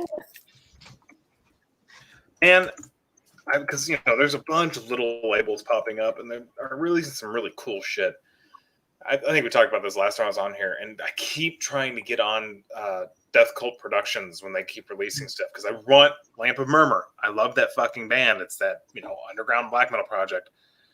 But I swear to God, it is seconds. As soon as it released, in seconds, it's sold out. Really? I just can't. I mean, they're in the UK, so it's like 4 or 5 o'clock in the morning when stuff gets released. Oh yeah. Cannot. I mean, I've waited. I've gotten up trying to get it. Just can't do it. There's one black metal band on there actually called Heat and Deity, and I'm trying to remember. Like I really want. It was the pic. I forget. I know. I'm trying to think what the album was called. But I had a picture of a church burning, so like it looked badass as hell. So I really wanted to get that one, but I scrolled down and I was like, everything was sold out. The shirt was gone, the vinyl was gone, the cassette was gone, the CD was gone. I'm like, no, why is everything gone? I've got something cool to show you if you know that band. Because even Deity is badass. Oh yeah, I love those guys. Black metal, love them. So. Oh, Ken, you have some Heat and Deity? That's nice. So, shh, don't say this to anybody because I don't know if he wants people to know he's in this band. But there's a guy in Heat and Deity that I've become friends with because he's in a bunch of dungeons and stuff too. And he does a bunch of projects. He's got and they're all amazing. He's amazing. But he contracted me to do his logo. So this is his new project, Frostin'. I don't know who he is in Heathen Deity. I think he maybe is one of the guitar players. But that's a badass logo. Holy shit. Thank you. I'm going to do another one for him too because he wants 2 to pick from, but this is the first one we did. So. Oh, nice. But yeah, super nice guy. And a hell of a musician, man. He's come out with so much shit. Like he's got again a Dungeonsmith project. He's got like 2 other black metal projects. I think a death metal project. Dude is busy. That's awesome. Oh, by the way, actually, you actually make logos, Justin? Yeah. I mean, I just started doing it, like really doing it. But yeah, I'm open for hire.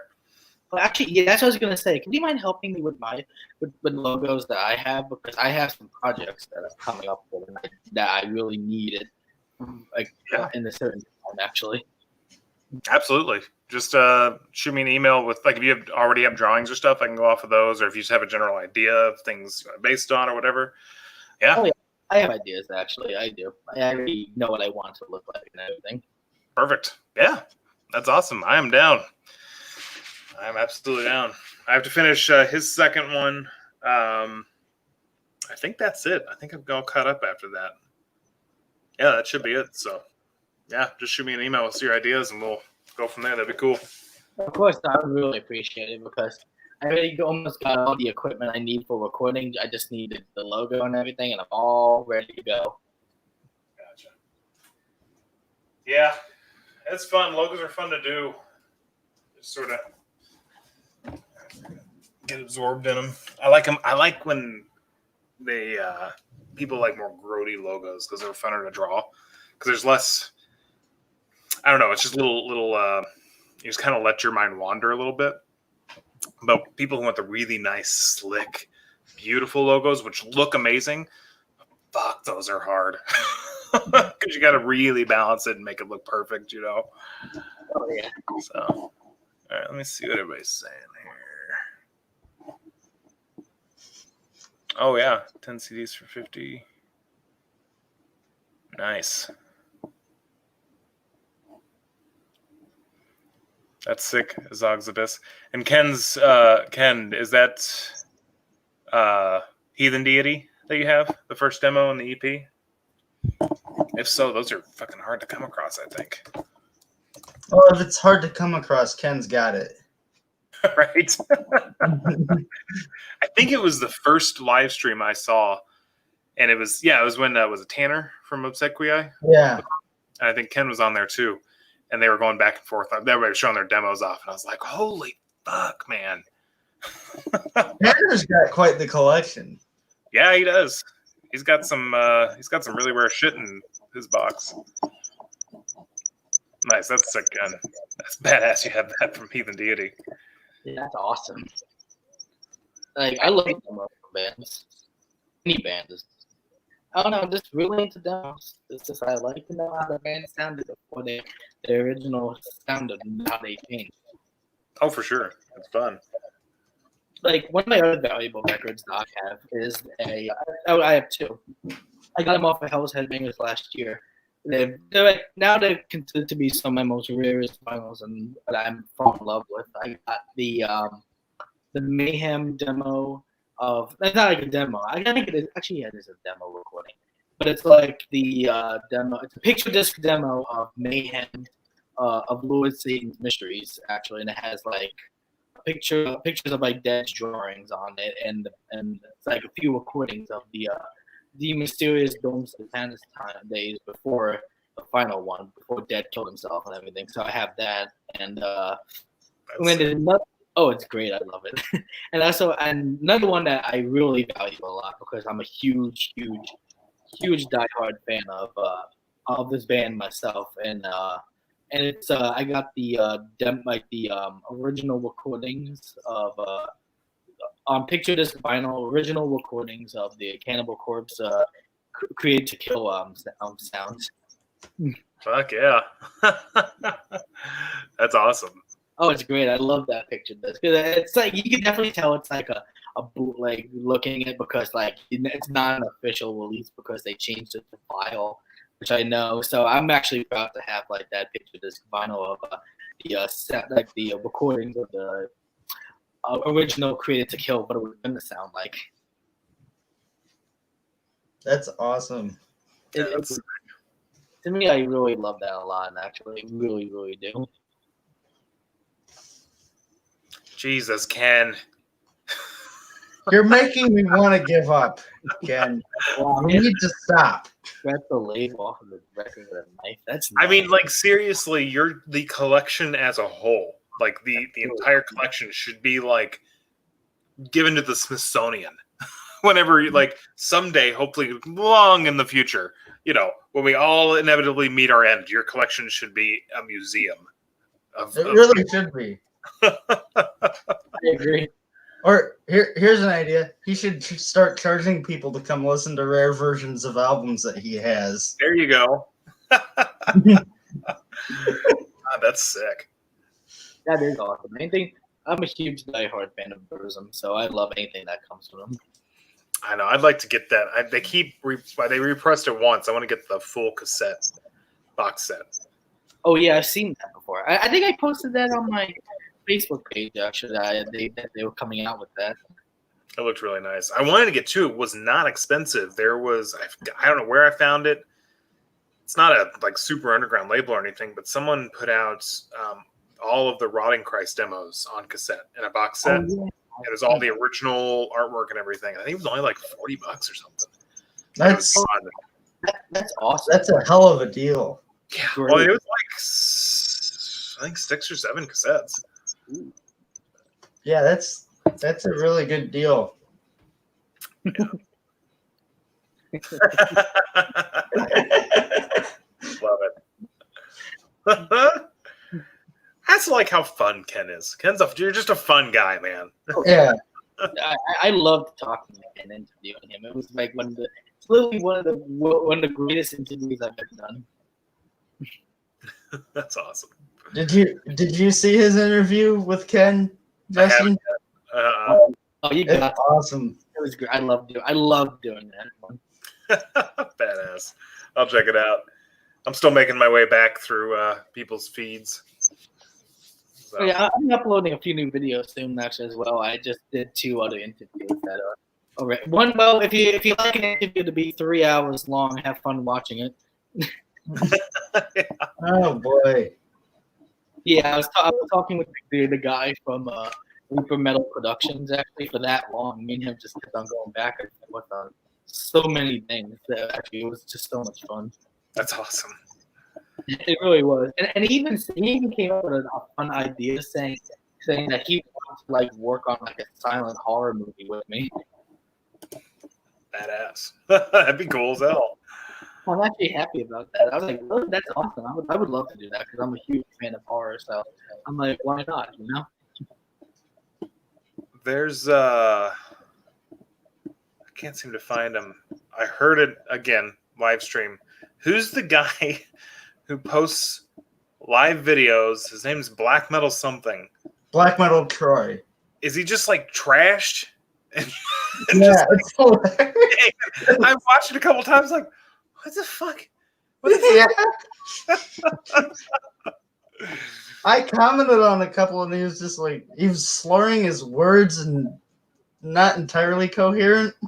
Well, when you see him, he's always like smoking a cigarette. He's like, a little sweaty. He's just like, then he always gets real close to the camera.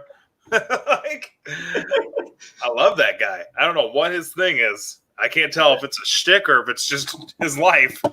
But it's probably a little bit of both. He's been doing it a long time too. He's got like 3 or 4 years worth of videos. He just streams all day, every day. All day, every day. Actually, if we were to check now, I bet he's live. Oh, for sure. Well, I think I accidentally hit the thing where it like tells you whenever he's streaming, and that shit is coming up all the time. I know. I need to turn that off. I don't think I've ever watched anything that he's done, so I have no idea who he is. Actually, no, he's not streaming currently. He streamed an hour ago. Oh, okay. One I saw was him doing, I think just getting trash, and then he just set the camera up and went to sleep and just kept it on, and like it was like 3 or 4 hours of him just passed out on his bed. And then he finally kind of got up and just like turned it off. And there were like 20 something watchers, man. Like, oh god. Wow.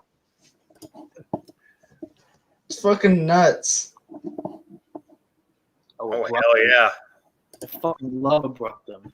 That's awesome stuff. Yeah. What? I haven't listened to him yet, so going to make that on my playlist here too. I've just got a playlist saying new shit. I do have my own Spotify myself, except I have it on my PlayStation 4. Yeah. Like I always have my PlayStation right here in the kitchen, so that's why the controller's over here. Nice. Was just playing games and all that.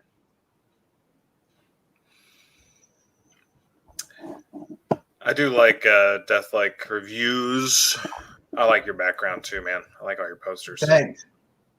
Did you say that guitar was like, what was the deal with that guitar again? It's something, did you build it or It's something? homemade Yeah, nice. from a kit. That's awesome. It looks good. Yeah. Thanks. Yeah, I'm looking forward to actually having a room. That's what I was just flipping through here. Ken's setup is awesome. Of course, he's like the king. Also, Ground Zero Salem's. What's his name again? Pat? Yeah. I love his basement too, man. By far my favorite is Ben. He's yeah. just got that like total 90s basement dweller look. Yeah. Yeah, Ben's setup is badass. I don't think I've ever heard that band before. Disaster. No.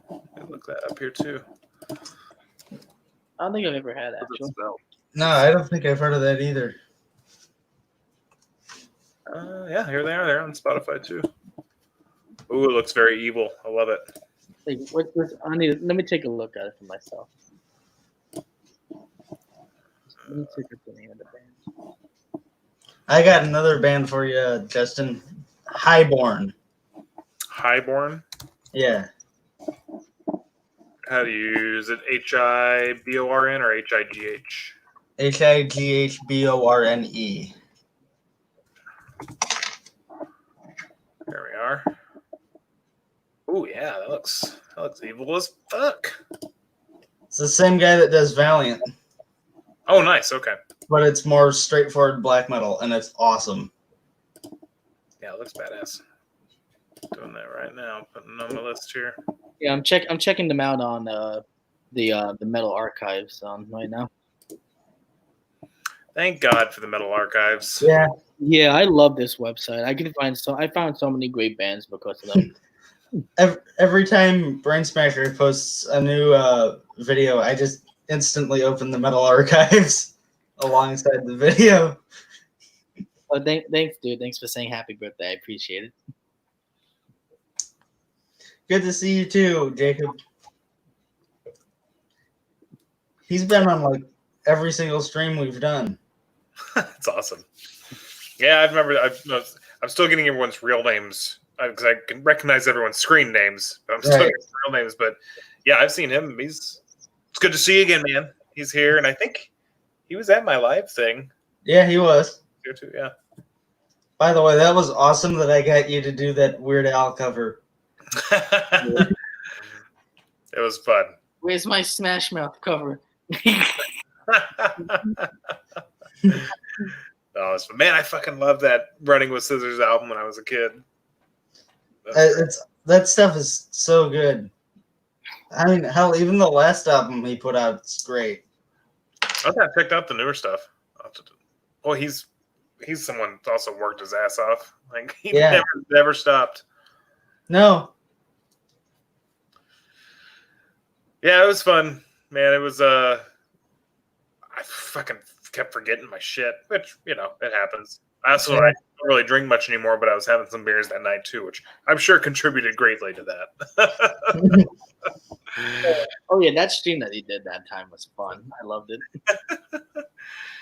Well, he originally started doing it to try to raise money for the bar because with everything going on, but they've lucked out where they've been able to sort of transfer over and stay alive while this is all going on. So that was cool. You need to learn some Merle Haggard songs. I know. And John Prine. Yeah. Hey, is that the Witchcraft? Is that like the doom metal band Witchcraft, or is it the side project from the guy? I think it was the keyboard player from Emperor. I think. It's probably the doom metal one. If so, I love. Here, is it this one, Ken?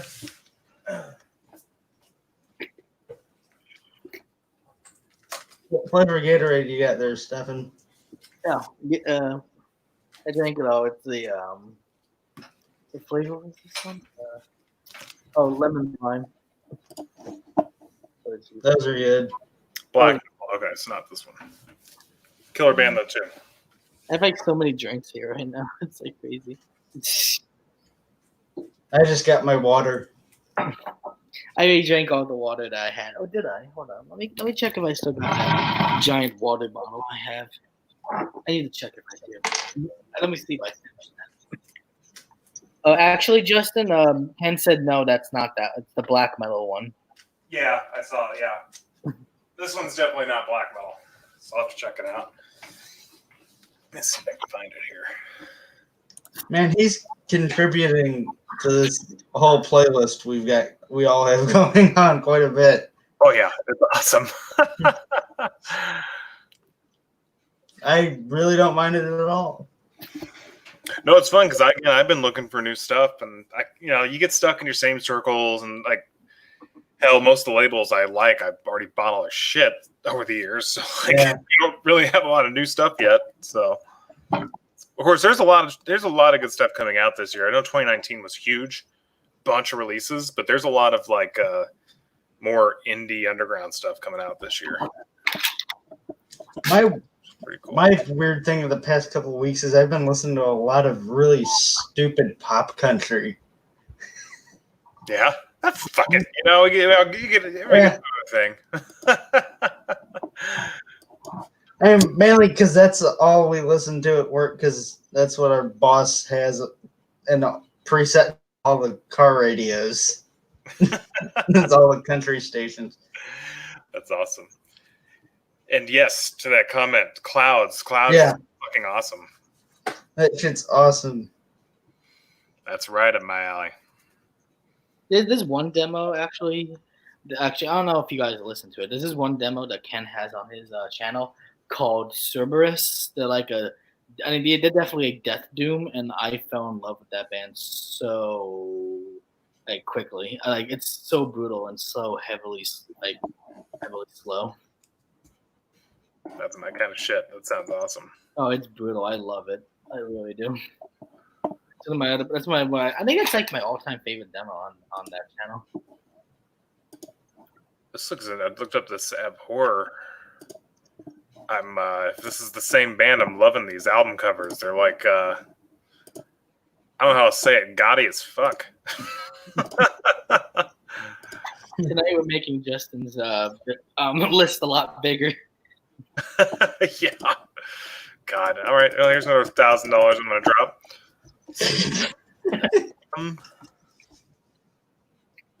Oh yeah, this looks good too. Oh man, this is haven't heard them yet, but these album covers look fucking great. Yeah, man, clouds. I've been on the search forever, and sometimes they pop up on Discogs or whatever, but it's always like fucking England or shit or whatever. But I'd like to get my hands on that stuff too. I think clouds. I want to say it's almost like a supergroup.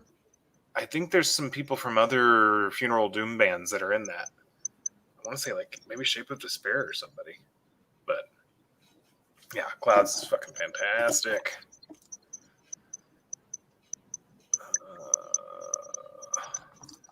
Monsol. It's not popping up.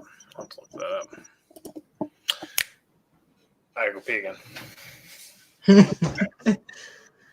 Twice in an hour. Jesus Christ. That's nothing. That's nothing.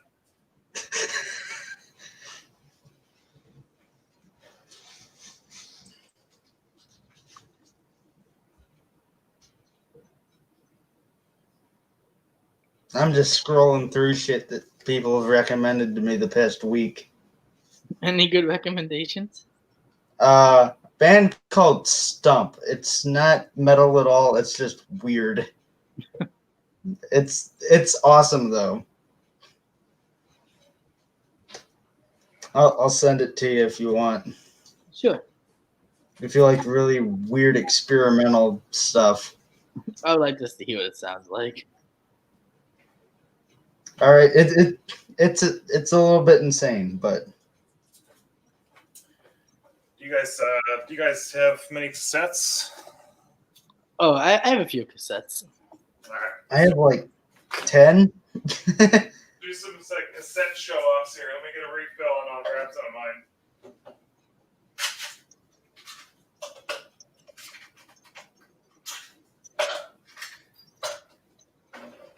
I'm still. Can you hear me okay? Yeah. Okay. Yeah, I can hear.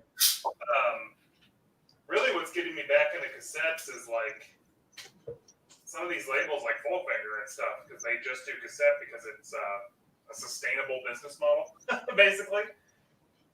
It's like it's getting collectible again, but there's a decent profit margin on them, but they still don't sell them very expensive to have that. So I'm kind of glad there's a resurgence. I know a lot of people hate them, but I like them. I think they're fun. Yeah. And obviously, when they do the reissues of demos, it's fun to have them in the original format. Good God, Ken just said he's got over 1,000 cassettes. Wow. I don't even have that many cassettes at all. I only have like I have like that number minus like 2 zeros. I have about.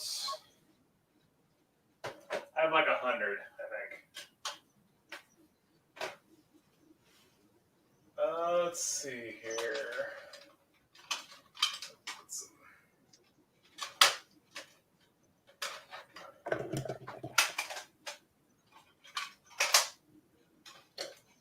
Just grabbing a couple. All right.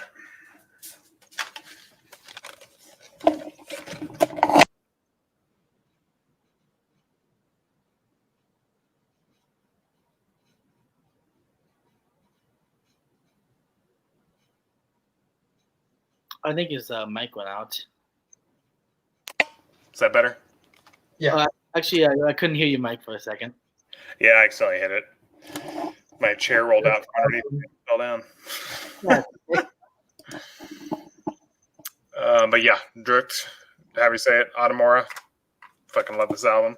That's my favorite one by them. Me too.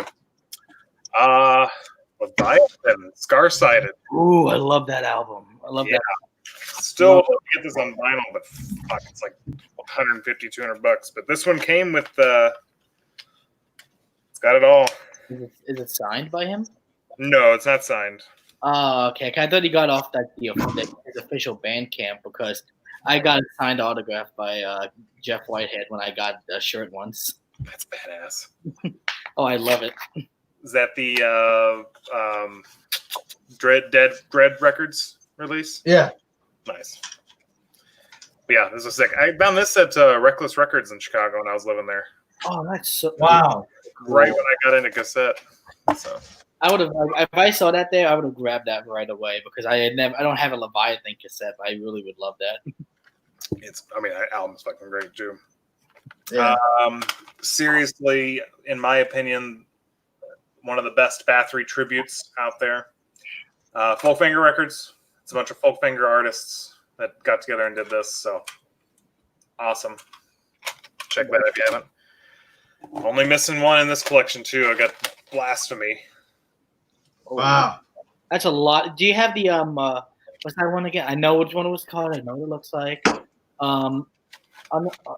Let's see. It has like a goat angel going like this.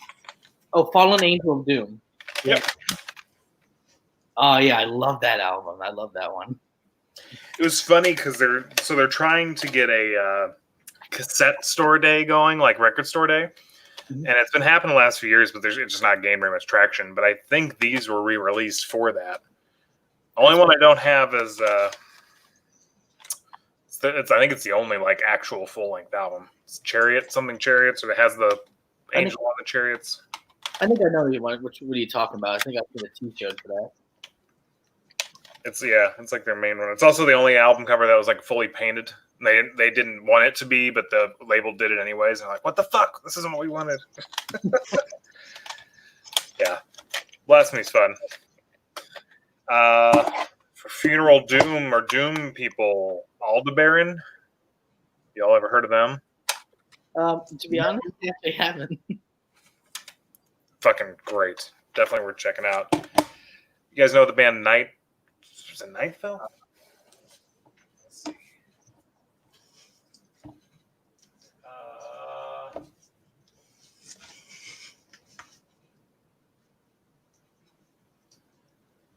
I don't remember. I can't find it. Nightville, I think. They had recently had an album come out. This was like their first band, I think.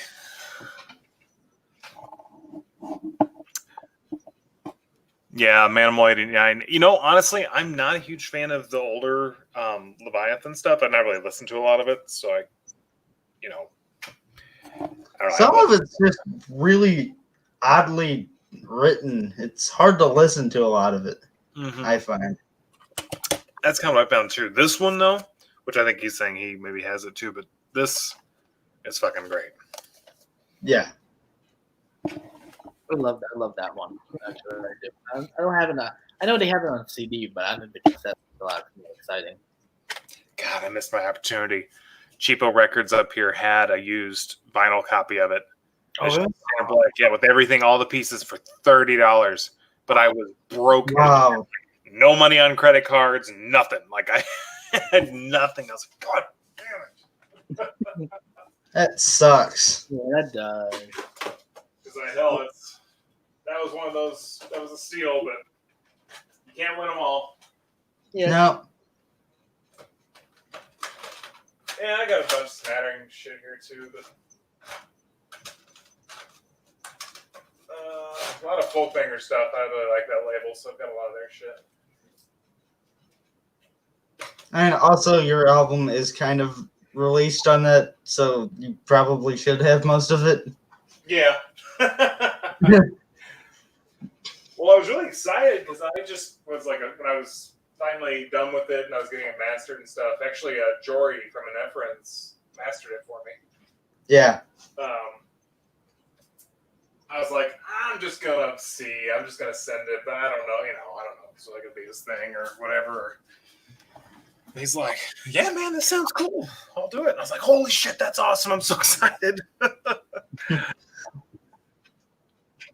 he's a good guy, Mark.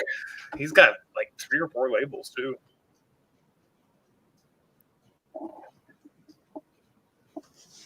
It is Feather. Here, I'll send the link here.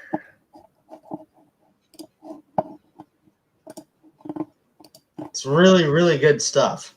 Oh yeah, very It's like good. Dark ambient dungeon synth stuff. There's some guitars in there too. Yeah.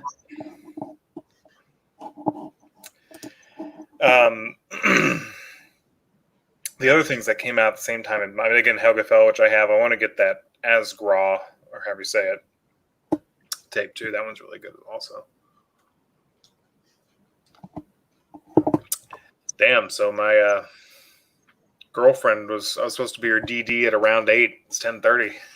So good for her. It was her last day at her job, so she's out partying with all of her colleagues. So Right, she's gonna be trashed, huh? right over here in New York, it's 11:24. Okay, yeah, very hour difference. Yeah, I'm glad she's having fun.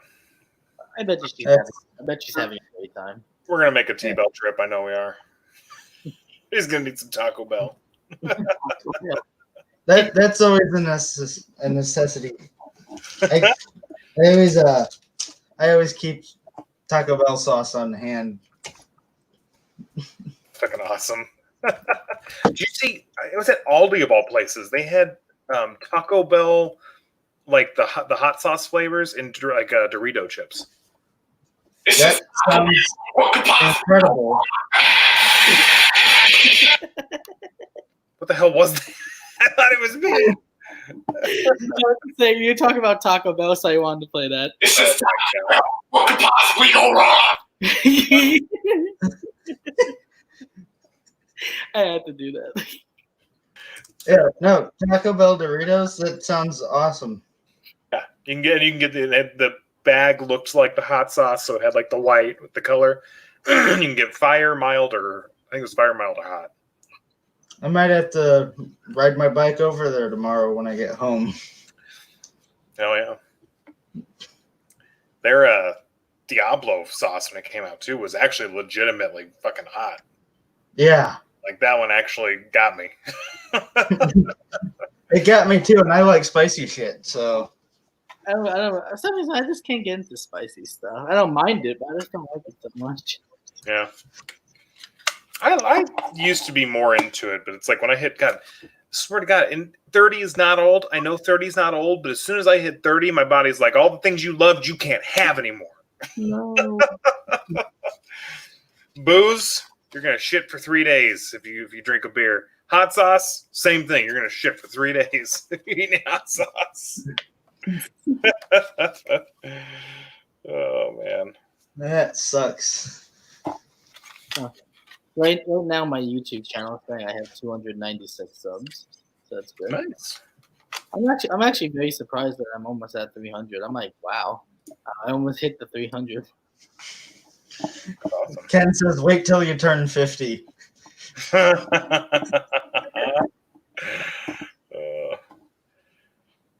That's hilarious. Swedish 90s death metal. I am not. Oh. I'm getting familiar. I'm becoming more familiar with the genre. Oh. So. There's a lot of Swedish death metal stuff. I love Entombed, Dismember, Unleashed. Well, Entombed, Dismember, Unleashed, Merciless, and what are the 90s Swedish death metal do I like? There's so much of it. There's like really so much of it that you're right, Nick. I love too. I can't explain. Well, so okay, so it sounds like that's what I like. Then I didn't realize all those bands are Swedish death metal bands, and they've been the ones I've been buying: Unleashed, Entombed. Like, you know. Oh yeah, they're definitely the Swedish death metal bands. I love all those ones. Is that what the book Choosing Death? Isn't that about 90s Swedish death metal? It's about not really. Coming up with grindcore and Swedish death metal. But there's a book dedicated just to Swedish death metal. Yeah, I thought there was one. So it's not that one. I keep seeing them. I gotta find out which one that is because it looks interesting. Yeah, actually, it's just called. I think it's just called Swedish death metal. I'm trying to remember the cover. Okay. But like, yeah, it's a really good book, and I remember I actually used that for. The funny thing is, for like one of my papers I wrote for school, I used that book and Choosing Death to write about death metal history. Nice. That's nice. He just let us do like something that we want. He's like, "Oh, just write something that you're interested in. Like, go into specific details and make it sound really out there." So yeah, and I actually just did on like the history of death metal. That's awesome. Well, I always try to do that with my assignments too. I always try to work in metal somehow. That's awesome. Even if the teacher says specifically not to do that. You can do whatever the hell you want. Yeah. God damn, that's fucking awesome, Ken. Yeah, that How is. are you, Ken? At least 50, I think, from what you said here. You're lucky you got to be around when all these bands were getting started. Yeah. Yeah. During the great time of the 90s when they were just coming out. We were all just born during the wrong era.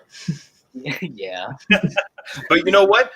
But there's in 30 years, people are going to look back now because there's been some resurgence of metal, especially from like 2008 to now. So buy new shit because that's the shit that's going to be worth something.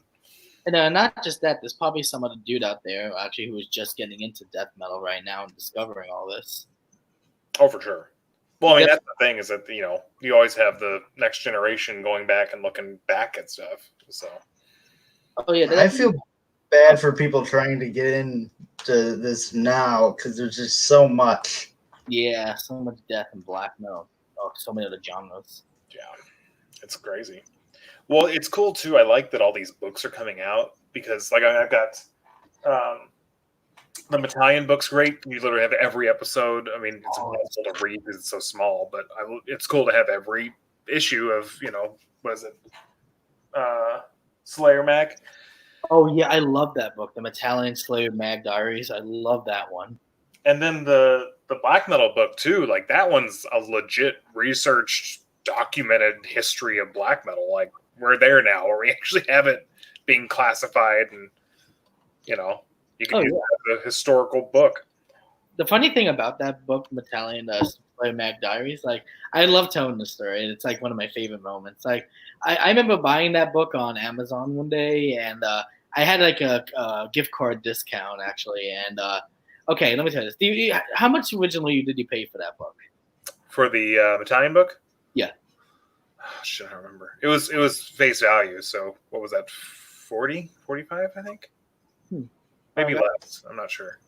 I don't really remember exactly how much the original price was, but this is like the best thing that happened to me during when I was like going to checkout. All of a sudden, like I said, the original price, and then it said, "Oh, here's your discounted price, and this is all you have to pay for it." And it just came out to be $6.66, and I was like, "What are the odds of it saying 666?" when I yeah. But also, holy shit, you paid $6.66 for it? Yeah. That is a hell of a fucking deal, man. That's badass. Yeah, it was. I was like, oh my god, I can't believe I'm paying it for like a black metal type of book. Like whole thing about it. That reminds me, when I was in high school, I grew up in Springfield, Missouri, just fucking podunk. Have you ever heard of Branson, Missouri? It was just fucking country. Yeah, it was right outside of there. And so at lunch in high school, we had a new high school, and it had like you could actually buy Pizza Hut and shit or whatever. And I think it was Chick-fil-A or something every day.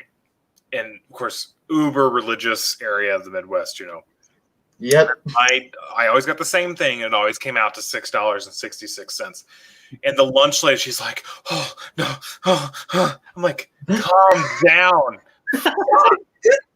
dude." And every time she'd see me walking up, she'd be like, "It's okay. This isn't gonna get you. It's a Chick-fil-A salad. It's okay." Oh, jeez. Oh man, God, in Branson, Missouri, God, there's amazing musicians. Huh? What a such a money pit. It is, dude. It's where musicians go to die. I mean, Yeah. in the '90s, you had some badass musicians there, like Rory Clark, and I mean, hell, Johnny Cash did something there for a little while. But yeah, it's just nothing now, man. Yeah, the Ozarks. Actually, have you guys watched the show Ozark? No. If you watch the show Ozark, where it's based in is where I played music for a living. It's as bad as the show depicts. It is absolutely beautiful down there, though. That part of Missouri is gorgeous. It is gorgeous, especially when you get to the Arkansas border. Yeah. It's really nice. I mean, hell, even you drive an hour south or an hour west of St. Louis, that's absolutely gorgeous, too. Mm-hmm. Oh, the Mississippi, man. Anywhere like southeast Missouri that's my favorite part of Missouri down there. Yeah. It's really lush and green. Yeah, that's awesome. If you're ever in this area, I know a bunch of really cool hiking trails.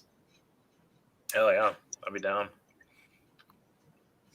Yeah, it's a great show. You guys should watch it. It's awesome. I'll be watching it tomorrow. It's fun. It's intense. Man, the only thing about Missouri though, like getting out, it's just especially this time of year, so hot, man.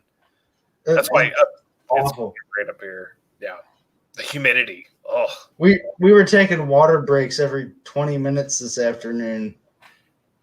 It's like hard to breathe because it's the air, water in the air. Yeah. That's the nice thing about Minnesota is that they have cold ass winters, but the summers are great. And I don't mind the cold, so there you go. There's a bunch of metal shows to go to. Yeah. Whenever shows are open again. And Hammerheart Brewing's a thing too. Mm-hmm.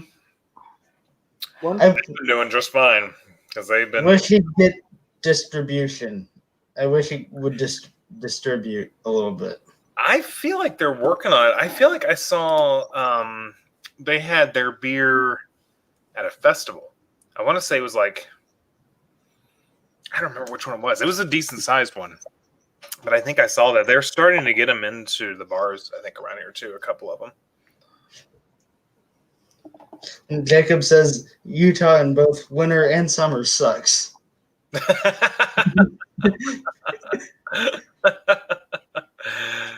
So Utah sucks then. It's gorgeous, but yeah. Well, you get some of those states where there's just not much going on. Like right. The state itself is gorgeous, but so much nothing when you get out there. There is one state that has no redeeming qualities across the board, and that's Kansas. Yes, Kansas sucks. And the state itself is boring as shit. The one redeeming quality is Manila Road. Okay. I will begrudgingly accept that.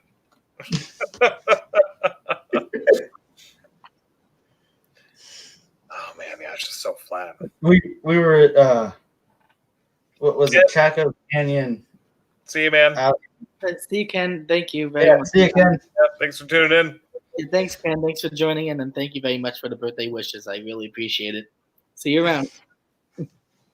We were at Chaco Canyon in New Mexico, and there's this one butte that a hiking trail goes up on, and every direction you stand, you turn around, there's just nothing from as far as you can see. Oh, terrible. Well, someone said Wyoming, but see, I think Wyoming, isn't there some like really beautiful mountains and shit up there? And Yellowstone. Yeah. but there's probably just not a lot of people and shit. Kansas just doesn't fucking have anything. On the borders, it does. Like you know, on this border, you've got Colorado, you've got Missouri, which it gets a little hilly and stuff. But it's like all the other states are just like giving a little bit of what they have, and then when you get in the heart of Kansas, it's like welcome to purgatory. Yeah. And the Texas Panhandle's like that too. Is it? Oh yeah, because it's right square up in the middle of that. Welcome. So, okay, so thank you very much, Violent Legacy. I really appreciate it. Let's see, Violent Legacy, someone I've subbed. I have not subbed to them yet. You got a new subscriber, Violent Legacy. Yeah, you got another one coming.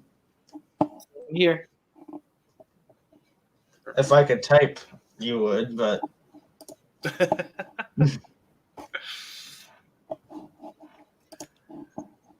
oh, looks like a cool channel.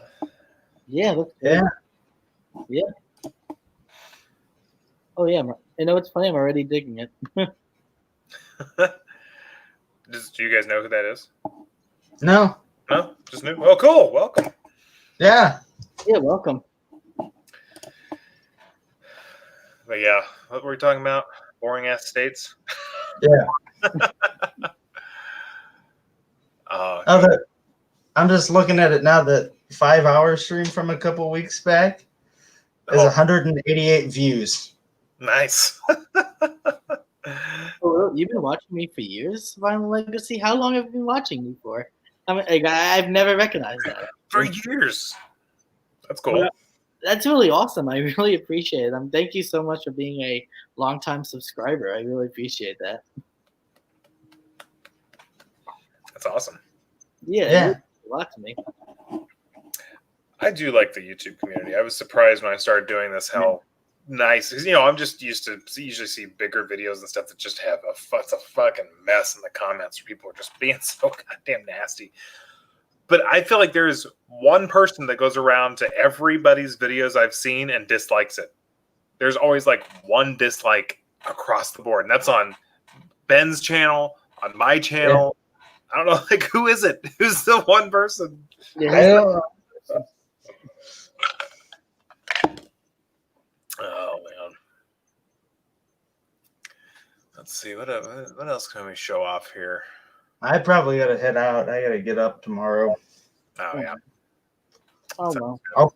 I'll try to be in the chat for a little bit, but we'll see how long that lasts. Oh my god, for real? About 3 to 4 years? Oh my god, thank you. That is really something. Thanks to liking my metal videos. I really appreciate that. I never even knew about for that long. Thank you. I appreciate that. That's badass. Yeah. Oh yeah. I'll see you guys later. See you around, Nick. See you, man. I knew it was you, Manimal. And now it's just 2 of us. I'm good. I can hang a little while here. I mean, yeah, text me soon, but I haven't heard anything yet. So let's see. Let's show off some stuff. Let me. Yeah, what you got, man? What you got, Justin? What do you got to say? Well, what else we got over here? Oh, I got my tapes all out of order. Oh.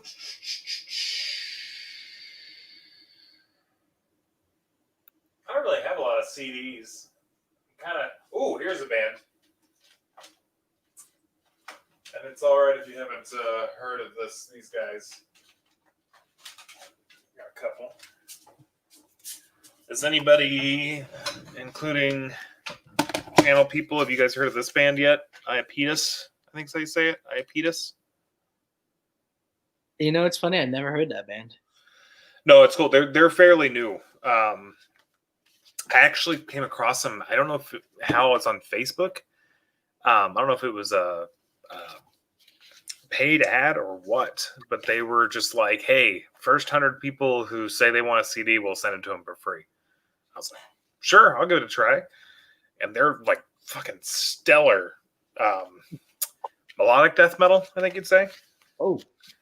So that was cool. And then they just came out. This is their new album. Actually got ranked like in the top 100 artwork of 2020 or something. That's actually really cool artwork. I like the way it looks like that with that hand go like that. Yeah. So check this out, everybody. Iapetus. Diabetes.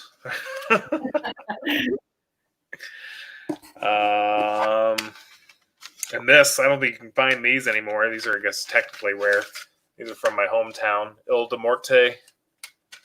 It's like the only death metal band in Springfield, Missouri back in the day. That's stellar stuff. They're good too. Yeah, the one on the left looks really brutal. I like the one with the face on it. Yeah, that was their second album. It's pretty badass artwork, especially coming out of the area it was. It's a good album too. This one, this isn't the original album artwork. I think they just did this for the CD. But it's cool band. That does look cool. What do you got? What do you got close to you? Sorry, say again, Justin? Show and tell. I mostly just keep all my CDs and vinyls and cassettes upstairs in my room area. That's where I mostly keep everything, because I just like to have, like, I have a specific area on where I keep it at. So I'm like, you know what? I want to keep it safe though. Because I don't know what can happen to it in the future though. Man, that's the thing. Like, so I sleeve all my vinyl. I've got them all in the plastic sleeves and stuff, but I hate the way it looks. I like when vinyl's out because it just looks so uniform and nice, and you can see it a lot better. But then, like, that's how you fuck up the jackets. So I keep it in the sleeves, and I'm trying to find a happy medium. Like, I just can't not have them sleeved. It's always good to keep it because sometimes the vinyls get like a little bent on the side. Because like when you sometimes you have to be careful about what other vinyls when they're being shipped, because you don't want them to get like teared or anything on the cover. Yeah, exactly. I remember I think I had that once actually during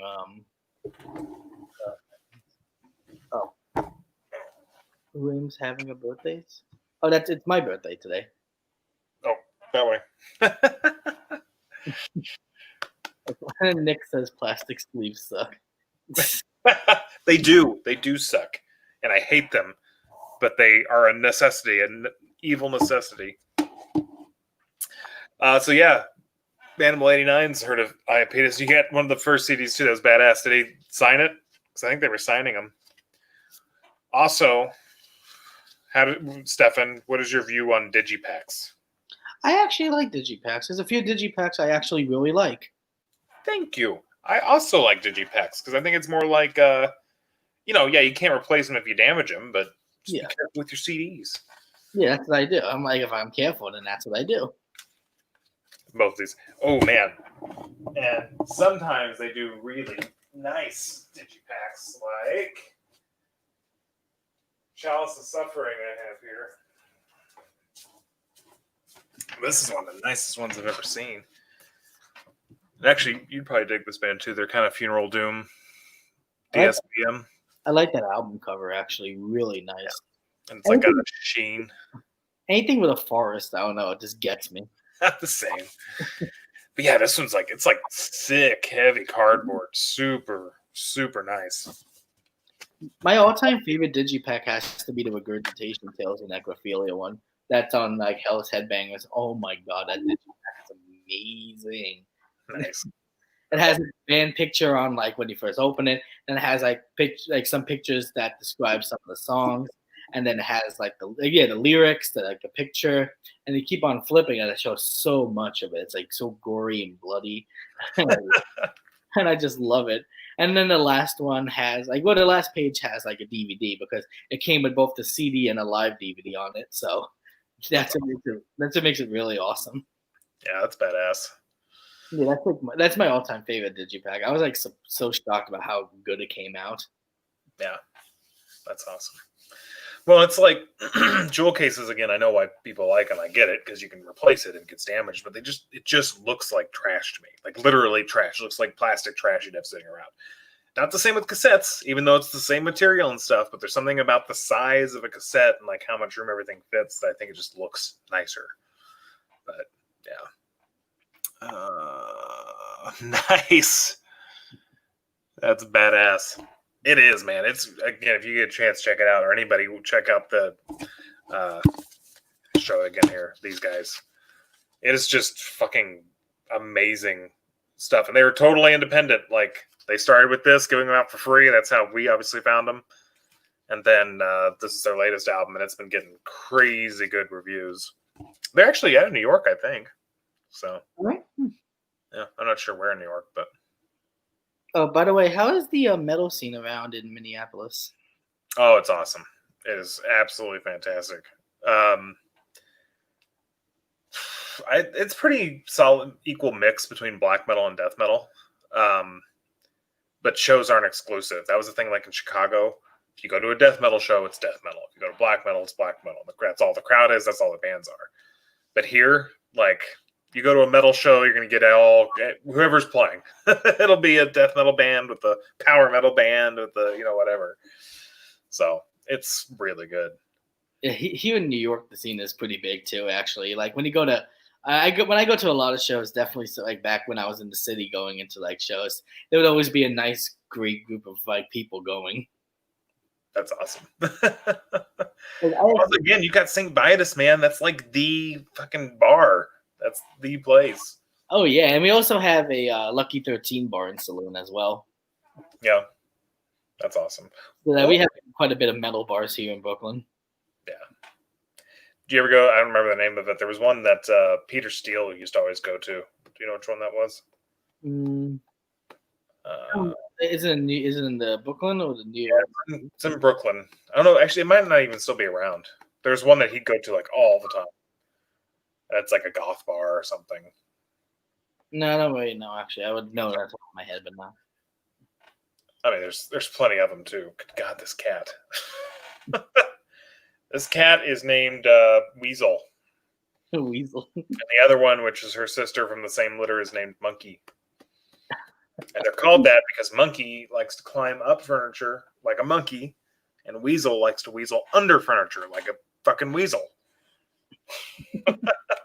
My cousins do have a cat too. Their name, his name is Trevor, and they found him basically somewhere like outside of like their house one day. Yeah. They're just obsessed with that cat. Like anything we give them has something to do with like a cat, actually. That's awesome. It's great. And like, let me think what else.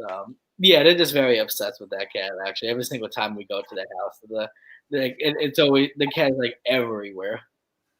I get it. We're cat people. We obsess over them. We call these the most expensive Craigslist cats we ever got because that's where I got them. They were just free on Craigslist, but they have allergies and shit, and we're just it costs so much money over the years. But we'll do it for them.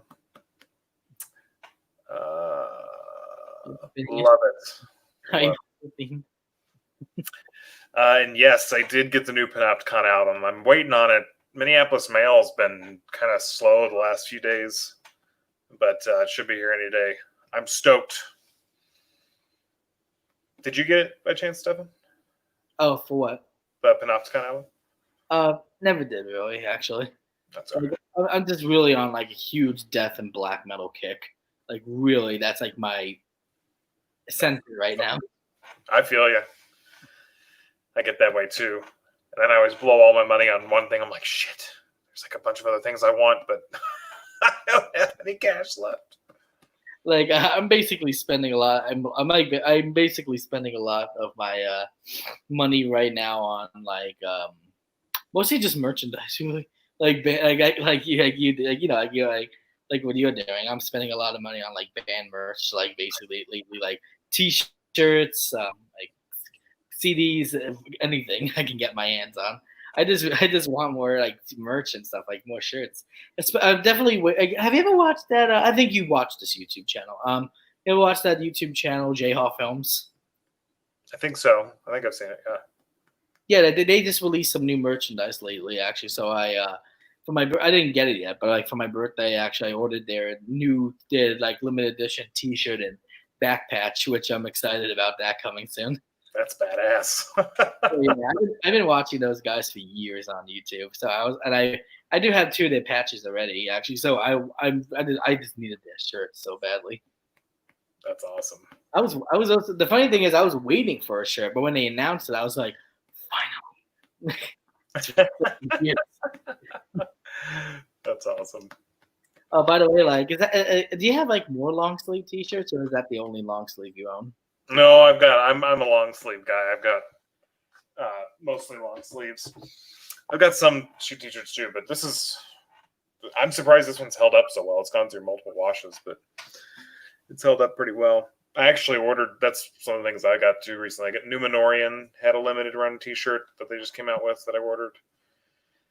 And Emma Ruth Rundle, who's not metal, but sort of fits in the metal realm. She had some cool stuff, so I'm trying to not just buy music and buy merch too, because I can't wear the same 3 shirts all the time. Yeah. You know?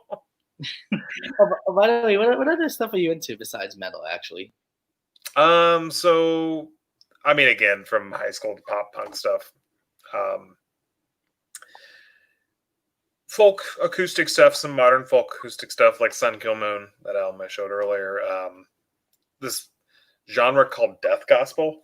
Now there's an old genre from like the 40s, I think, that was more like blues and stuff called that. But there's a modern one. So you know Chelsea Wolfe is? Have you heard of her? Oh, you froze. Oh, did I lose you? Can anyone still see me? I can't tell if it's me or Stefan.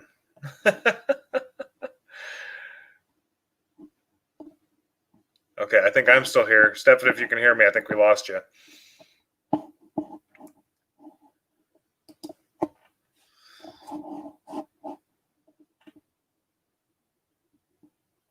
All right, so yeah, I'm still okay. We'll wait till he comes back. But yeah, Numenorian, big Numenorian fan. Fucking love the album Adore. I still need to get the the demo. Hey, you're back. yeah, I had to change my Wi-Fi. My Wi-Fi thing was like acting up now. It's like flashing, so I switched to another one. Gotcha. Yeah, just the last one, Death Gospel. So like Chelsea Wolfe, Emma Ruth Rundle, and those kind of bands. But what about you? What's your go-to non-metal genre if it's something that's not metal? Not metal for me. For me, it has to be orchestral music. What was it? Orchestral music, like orchestra, like symphony. Yeah. Like, like for instance, like, I'm a very huge fan of JRPG games, and they have like so much like amazing, so like orchestral music in it for like the soundtracks for the game. So that's what really catches me a lot about that. It's because like the violins, the high tone, like the high opera singers like that play a lot, and it just makes it just so like epic a lot. Like, and it's like especially games for like that I enjoy, like Kingdom Hearts and Final Fantasy 15 and the Nier franchise. Those soundtracks are just amazing for the music that they put in the game. It's like, wow. For sure. Well, I mean, God, they're just getting better. Like the soundtracks to games are amazing. Oh yeah, They like have been for a while, but do you play any JRPG games? Like Japanese role playing games? man, I haven't played a lot of video games in a while. I got really, really big into EVE Online at about 2009, but I literally had to stop because I was like addicted. I mean, I still actually talking about nerding out on stuff. I have all the books, all the EVE Online like art books and stuff. But other than that, I haven't really been involved in a lot of games lately. Now, so you said RPG or online games? No, that's like mostly they're like PlayStation games, like JRPGs, Japanese role playing games. Oh, gotcha. Like I have like a sticker for one of them. Like here, I play for Kingdom Hearts 3. That's like the recent one that came out in the franchise. Like that's basically where I like a lot of the symphonic music from that game. And this one Final Fantasy game I like, which I said Final Fantasy 15, and this other game franchise, which I became really obsessed with, like that I really love is the Nier games. Like there's only 2 of them right now. with the original one that's called Near, and then the new one that's called Near Automata. And let's just say that the soundtracks of those games and the game itself will make you feel very emotional. Yeah. Yeah, because the game, like the plot of for like the original Nier is that there's like a deadly disease called the white chlorination syndrome going on, and you're playing as like a father who's trying to help his daughter, like fun, like basically help her because she has the white chlorination syndrome. So throughout the game, you're basically like trying to find a ways to like cure your daughter. So then you end up finding like these different characters in the game, and then there's these creatures called the shades, and there's like a secret behind them. Like you later on you figure out what, like it's the most shocking and like plot twist to the game, but then you figure out who they are. And then like let me think what else, like mostly just fighting shades throughout the entire game and all that. And I'm trying to explain what else there is about it. And then you meet like this girl named Kaine. You meet like this other kid named Emil, and then you have like this magic floating book called Grimoire Vice, and they all join you in this adventure. And like, if you don't mind spoilers, I could tell you what happens and everything. Oh yeah, you're good. All right, and then like throughout the game, at this was certain point that you see like this one shade named the Shadow Lord, and then you find out at the end of the game you have to go to his castle to like retrieve the daughter that got kidnapped by the Shadow Lord. But then later on you find out that these two other girls that help you like throughout your adventure, like named Dova and Popola, actually they basically are they're considered like now they're like traitors because they work for the Shadow Lord, which you never knew about throughout the game. And then later on, you find out that in the game itself, once you reached this one destination, they tell you that the creatures you're fighting, the shades, are basically human beings. So basically, you've been murdering and killing humans throughout the whole game without knowing about it. Like you just like you're shocked because they separate the body and soul from the humans to like the shades because of the whole white chlorination syndrome. And they thought that if they found the cure, they can bring the humans back into their corresponding shells. So throughout the game, you find out that the shades, like I said, like have the mind of their own, and they're attacking you, but you're not realizing that you're killing actually people in it because that's the plot twist. Like you're like, oh crap, they're actually human beings, and they're like and then you find out that you're the villain actually in the game, and that yeah, they're the ones who are trying to like prevent it, but like it's a whole big thing.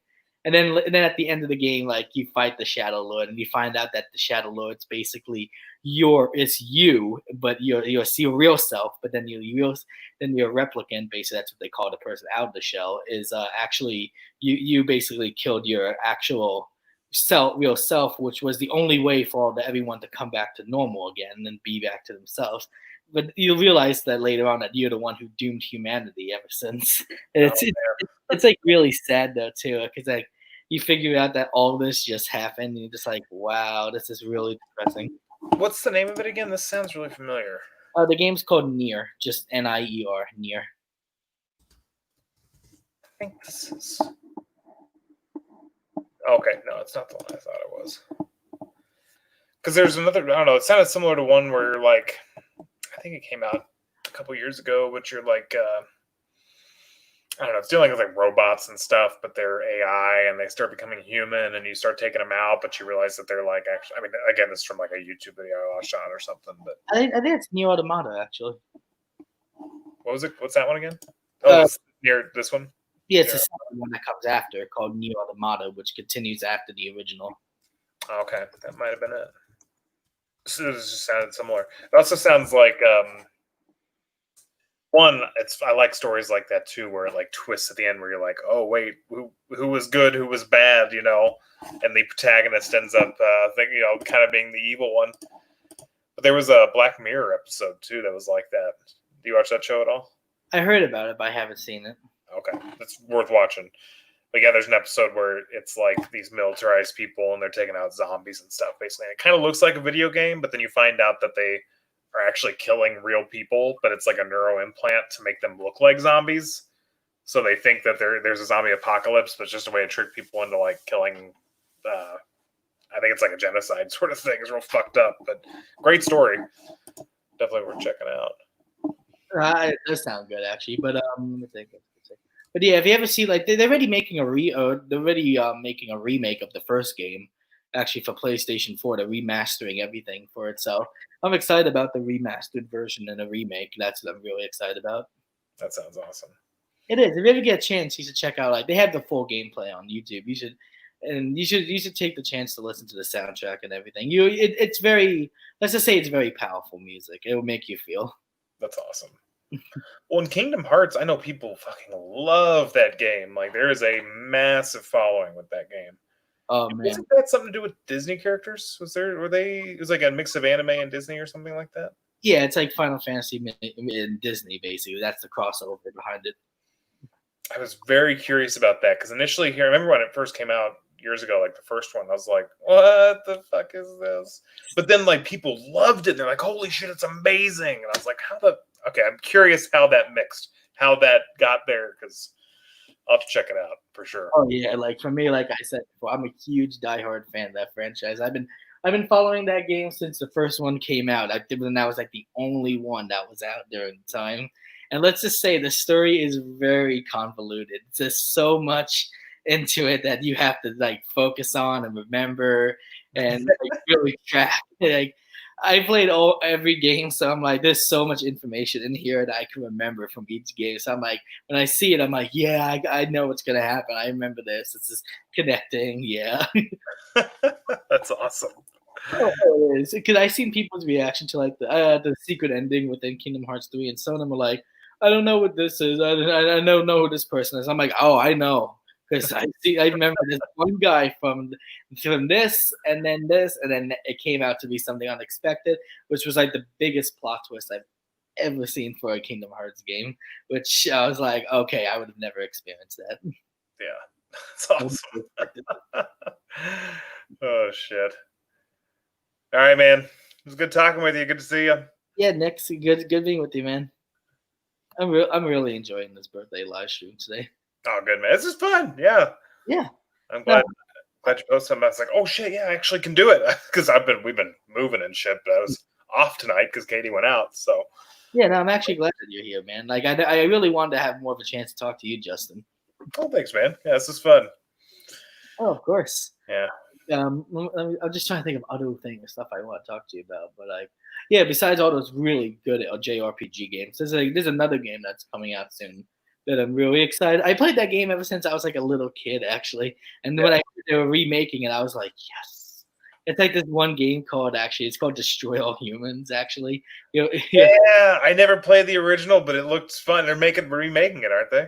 Yeah, they're remaking the first game. It's coming out next month, and like late next month of July 28th of next month. And I'm like, yes, because I really wanted them to make a remake of that game because I played the original one back when it was like I said, back when it was the only one out, and I fell in love with it so quickly. And when I found out they were making a remake, I was like, they're bringing back the original, the actual original game. I was like, that is amazing on PlayStation 4. And I saw the trailer and everything, and I saw some gameplay, and I'm like, they just took this game to another level. They really made it a lot better than the original, and I'm really excited about playing it. I'm just very hyped about it. I'm very excited. That's awesome. Yeah, it looks fucking great. Another one they did too, because it's funny. My mom really loved the Zelda. I forget which one. The Legend. The one on Super Nintendo. Which one was that? Link to the Past or something like that? No, I don't remember which one it was, but it's the Zelda on Super Nintendo. And the Switch. Sorry, yeah. Switch. Yeah. They did they remade it completely, so it's like it's still the 3/4 view or whatever. I think it was like straight ahead view, but they made it 3/4 view and it's like 3D. So I've been trying to get her to play it because she's only ever played one game, but she has played the shit out of that Zelda game, man. So I do hear that's a very popular franchise too, the Legend of Zelda franchise. Oh yeah, Zelda 64 was my era. That and Majora's Mask, I love the shit out of those games, man. Like I still know people today who have played the Majora's Mask game. Actually, one of my friends actually does. It's such a weird game. It was all over, especially for Zelda, because most of the Zelda games are pretty straightforward, and even Ocarina of Time. That was that one. Oh, I heard about that one. even that one was like a pretty straightforward story, and then Majora's Mask was just like, I mean, it was a good story, but it was also just weird as fuck. Yeah, that was good shit though. I always like a lot of. I'm glad that a lot of video games are getting remakes now. Like two of my favorite games are now getting remakes, which I'm happy about. And also before what I was saying, speaking of like Kingdom Hearts, they're actually now making another one coming out this year called Melody of Memory now for the PlayStation 4, and I'm like, that they only took. I was like, Cage 3 just came out last year, and now they're already announcing one 2020. That came so fast. I was like, I was never expecting them to keep on continuing this story so quickly in just 1 year. Yeah, that's awesome. Oh, yeah. It took Kingdom Hearts 3 until like 2013 to be released. Oh man, when the first one was like in the 2000s, wasn't it? Yeah, actually, it's 2002. Actually, I think it is. That was the okay, yeah, very first one. That's crazy. I really like to so there's a guy named Sam Lake, and he's done a bunch of games, but Max Payne was his first one. Mm-hmm. Max Payne 1 and 2, and then he did Alan Wake, which is a great fucking game too. And then I haven't tried to play his new one, which is Quantum Leap, I think's the name of it. But Max Payne, I fucking love those games. I remember when it came out, I was like, that's the stupidest name for a game I've ever heard in my life until I played it. And then it's like, it was some fucked up shit. There's a level where you're walking on like a trail of blood and you're like dreaming because you're drugged out. You've been like overdosed by the mafia or whatever. There's like a baby crying in the background. It's real fucked up, but I love the hell out of that game. Like, that does sound pretty intense, though. It was crazy. Like, so are you into horror? Like, what are you into horror movies? Actually, I'm getting into horror movies more so than I have in the past. Yeah. Because like, have you ever watched the Saw movies or no? Yes, I do like the Saw movies. I've only seen the first one and I think the third one, but I like the concept of them. Oh no, actually, I think maybe you should like. If I were you, I think you should start like from the first. Like, I think since you saw the first, I think you should continue watching them. It gets better. All right, watch them in order. So they are connected then. They like stay connected. Yeah, like so only the 7. Actually, yeah, all the movies are connected. The 8, like there's like 8 of them in total, but they really are all connected because if you watch like if you ever watched the newest one, like from Saw like 8, actually, when there's certain things that are talked about in a movie that you'd probably be like, oh, when did this happen? So I highly suggest you actually check them out because they all have a connection with each one. And in the 7th film, you'll find out the plot twist, and you'll be like, "Oh, okay, that's actually really clever." So it like explains it, like the 7 one gives more closure on things. See, and people like I understand it. People kind of shit on some of those movies, like having 7 or 8. But I'm like, but that's what we're doing with Netflix now. I mean, you have seasons. Like, I mean, we were watching *Handmaid's Tale*, and that's basically what that is because each episode's an hour. So that's a long, there's 3 seasons. That's more than 7 movies worth of time. So we're just think of it like episodes. To people, I say to people who aren't into that. I think Fast and Furious can be done. I think they can call it quits. Yeah, I've seen they have a lot of those movies. God, they have so many of them. Like I was saying, actually, the reason why I love the Saw franchise a lot is because I have such a massive history with that like movie franchise because I've met a lot of the actors who were in the movies. Like I was associated with this one person who like did all these events based on Saw. It was like back in 2012 actually. It was like Raven Management, and he sold a lot of the props from the movies. He sold all the scripts. He got a lot of the actors to come out and do like certain events. Like I went to in 2012 called the Saw at Sea Cruise. I went on that actually. It was like a cruise based on the Saw movies, and he organized it. I was on like a cruise ship, and like a lot of the actors were there. John Raven was there, and it was like everything we did was based on the Saw movies. Like they had Q&As and selling some of the props, signing autographs. It was basically like really all that, and also I became friends with a lot of the actors too because we talked back and forth and we got to know each other, and became like a huge big family on that boat during that year, and it was like it was a lot of fun. And what else was there? What else? Oh yeah, I do own some of the props from the movie, like from like certain props from every single Saw movie, from the first to the seventh, not the eighth. Badass. Oh, it's awesome actually. Like I have it like on my room around on my walls because like it has like the certificate, then the prop, and it's like legit. So because like I asked like John saying like, oh, these are the actual real thing, and he's like, oh yeah, these are the legit. This is legit stuff from the movies because he was on the set on those films, which he told us. And I also have like the all the scripts from the first one to the seventh film, and I went through them, and some stuff has really there's a lot of stuff in those scripts that were definitely taken out of the original because I was like, there's some dialogue that was a lot longer than what they said in the movie. So I was like, oh, this is a lot different than what I heard in the actual film. It's really interesting what they cut out, what they put in, especially in the seventh film. There was like the way this one trap was going to be in the seventh film. The script was written differently, but in the movie, it was seen a lot different. And I was like, this really is giving me a lot of behind the scenes on how they put the production behind this final chapter one. Yeah, that's awesome. That actually might be. I'd like to see that. Like, maybe do a video on some of your props and stuff because that'd be cool as shit to see that. I think I will actually because I do have like a lot of them in my room, and I'm like, you know what? Maybe I should do like a prop collection because I want to show people my horror movie stuff. Yeah, that'd be awesome. I mean, horror and metal goes in pretty hand in hand. I think that would fit just fine. Oh yes. Oh, I feel like that's like it goes the best when it comes to Saw. I like the Saw. Since I'm a huge diehard fan of Saw and Texas Chainsaw, connecting it with metal music makes it even a lot better for me. Yeah, that's awesome. Because like the other reason why I love Texas Chainsaw a lot is because I befriended one of the actors from the new Texas Chainsaw back in 2013. His name was Dan Yeager. And I became very good friends with him. He was in the new Texas Chainsaw back in 2013 called Texas Chainsaw 3D. That was in the theaters, and it was like the 3D one.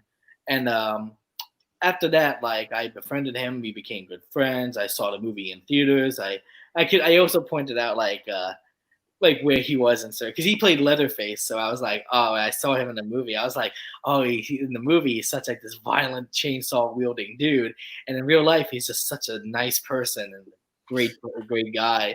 So like when I saw him in the movie, I was like, I was like, oh, like this, I can't see him act like this. This is so different. He's such a good guy in real life. This is like wow.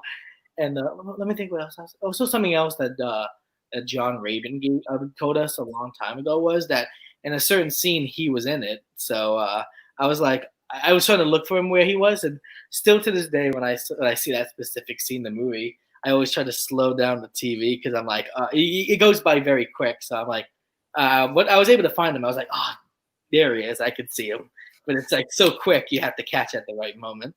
Yeah, that's awesome. That's cool. You got to know him too. That's really badass. Oh yeah, of course. And one other thing that's like the cherry on top, like I say a lot, is I went to this one other horror convention called Monster Mania. Yeah, it was called Monster Mania back in 2016, and it was like and then it was like this special event for Texas Chainsaw Massacre. It was like all about like the main theme was like Texas Chainsaw and another horror film, but I was there just for the Texas Chainsaw. And then some of the other actors from like the old Texas Chainsaw movies, like Gunnar Henson from like the 70s one, like the original one. And then they had like the other guys from the second one and the third one. And then my buddy Dan Yeager was there too. So I had a chance to see him again as well. So it was like all that. And I also like I met all the other guys who were in the other old Texas Chainsaw movies. They went from the dude from the second one and the third one and the original. And this is also a very good story, but like a little sad too, because I found out what happened later, and I found out that like I met the original like actor who played Leatherface in the 1974 version, which was like the first ever Texas Chainsaw. Mm-hmm. And I remember talking with him, like saying like I loved what you did in the first movie. You were great. It was like fantastic, and he really appreciated that. And then he told me he came from Iceland and his family migrated from Iceland to the United States. And I was like, it was like a great story. And I was like, oh. And I told him that I was originally adopted from Romania. And then he was like surprised. He was like, "Oh, I didn't know." He was like, "Oh, I didn't know you were from there." And I told him like my story and all that. And then he the one thing he wrote on the autograph that I love still to this day is that he wrote, like I told him I lived in like the Rockaways. That's where I'm living now. And then he wrote to me on he wrote on the autograph saying to Stefan, "I know where you live," and like that, like when he was signing that. Nice. That's awesome. I, I love that. It still means a lot to me. And then the other autograph he wrote was like, "To Stefan, you're next," on the original poster on it. And then like I just had such a great time meeting him. He was such a nice guy. Like, really, to this day, I was so happy about that. Then later on, like things kind of got one thing got kind of sad. I found out from my friend Dan Yeager that he actually passed away like the year after. And I was really sad. I was like, "Oh no!" Like I just met him just that year, and now he passed. I was like, "Oh, come on!" And that's so interesting. He was. I mean, he had to be pretty old, right? Like probably Yeah. 60s, 70s. Yeah, actually, I think he was very old. Because I was like, he was in the original, but back in '74. So I was like, he probably really was actually. Yeah, that still sucks though. It's still sad when that happens.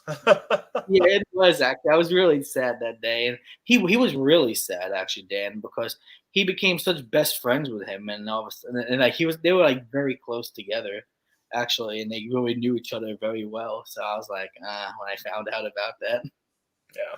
He was moaning him pretty like strongly. He was like saying, "Oh, I'm like really like depressed over my friend who died," and he was like, I still remember he sent a picture. He put a picture on his Facebook page about him sitting in like a dark room with like some whiskey with a candle on the side, and I was like, wow, that's really hard.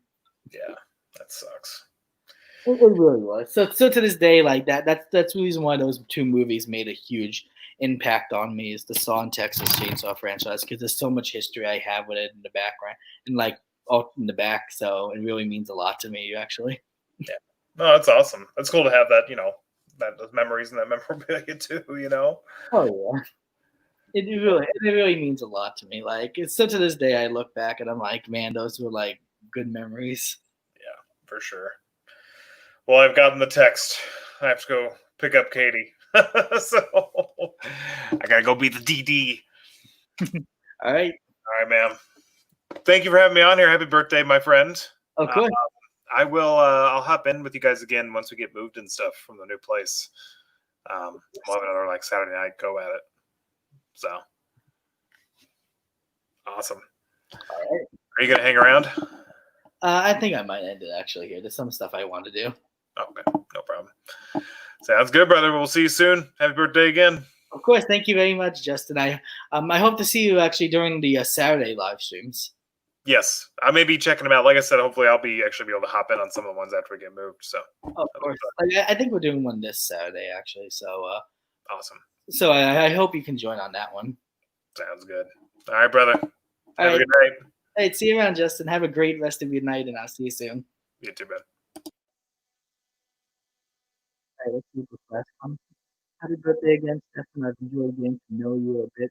You seem like a really good dude. Good night. See you next time. All right, thank you very much, dude. I really appreciate that. And thank you, everyone, for watching this birthday live stream.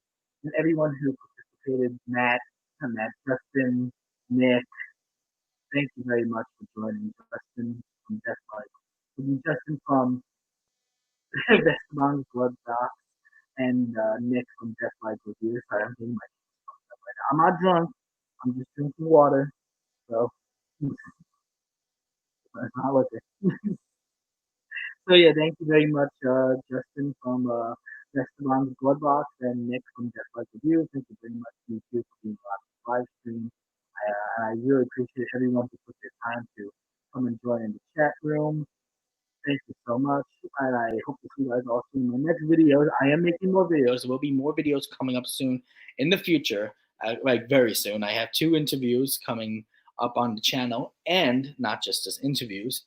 I'm also having other like review videos on those 2 CDs I showed in the stream. So overall, guys, thank you very much for coming to my 26th birthday live stream. Thank you to everyone who wished me happy birthday on the stream. Thank you very much, and I'll see you guys all soon. So overall, like I always say in all my videos, keep it metal, keep it brutal, keep it awesome. Hope to see you guys all soon in my next video. Have a fantastic rest of your day, and always keep it metal. And I'll see you guys all soon in my next video. And oh yeah, thank you very much, Justin. Fun talking to you all here. Especially cool talking with you, Stefan. Cheers, my man. See you around, Justin. Hope to see you soon in the next live stream on Saturday. So like I always say, keep it metal, keep it brutal, keep it awesome. Hope to see you guys all soon in my next video. Have a fantastic rest of your day. And remember, always keep it metal. And I'll see you guys all soon in my next video. Bye-bye.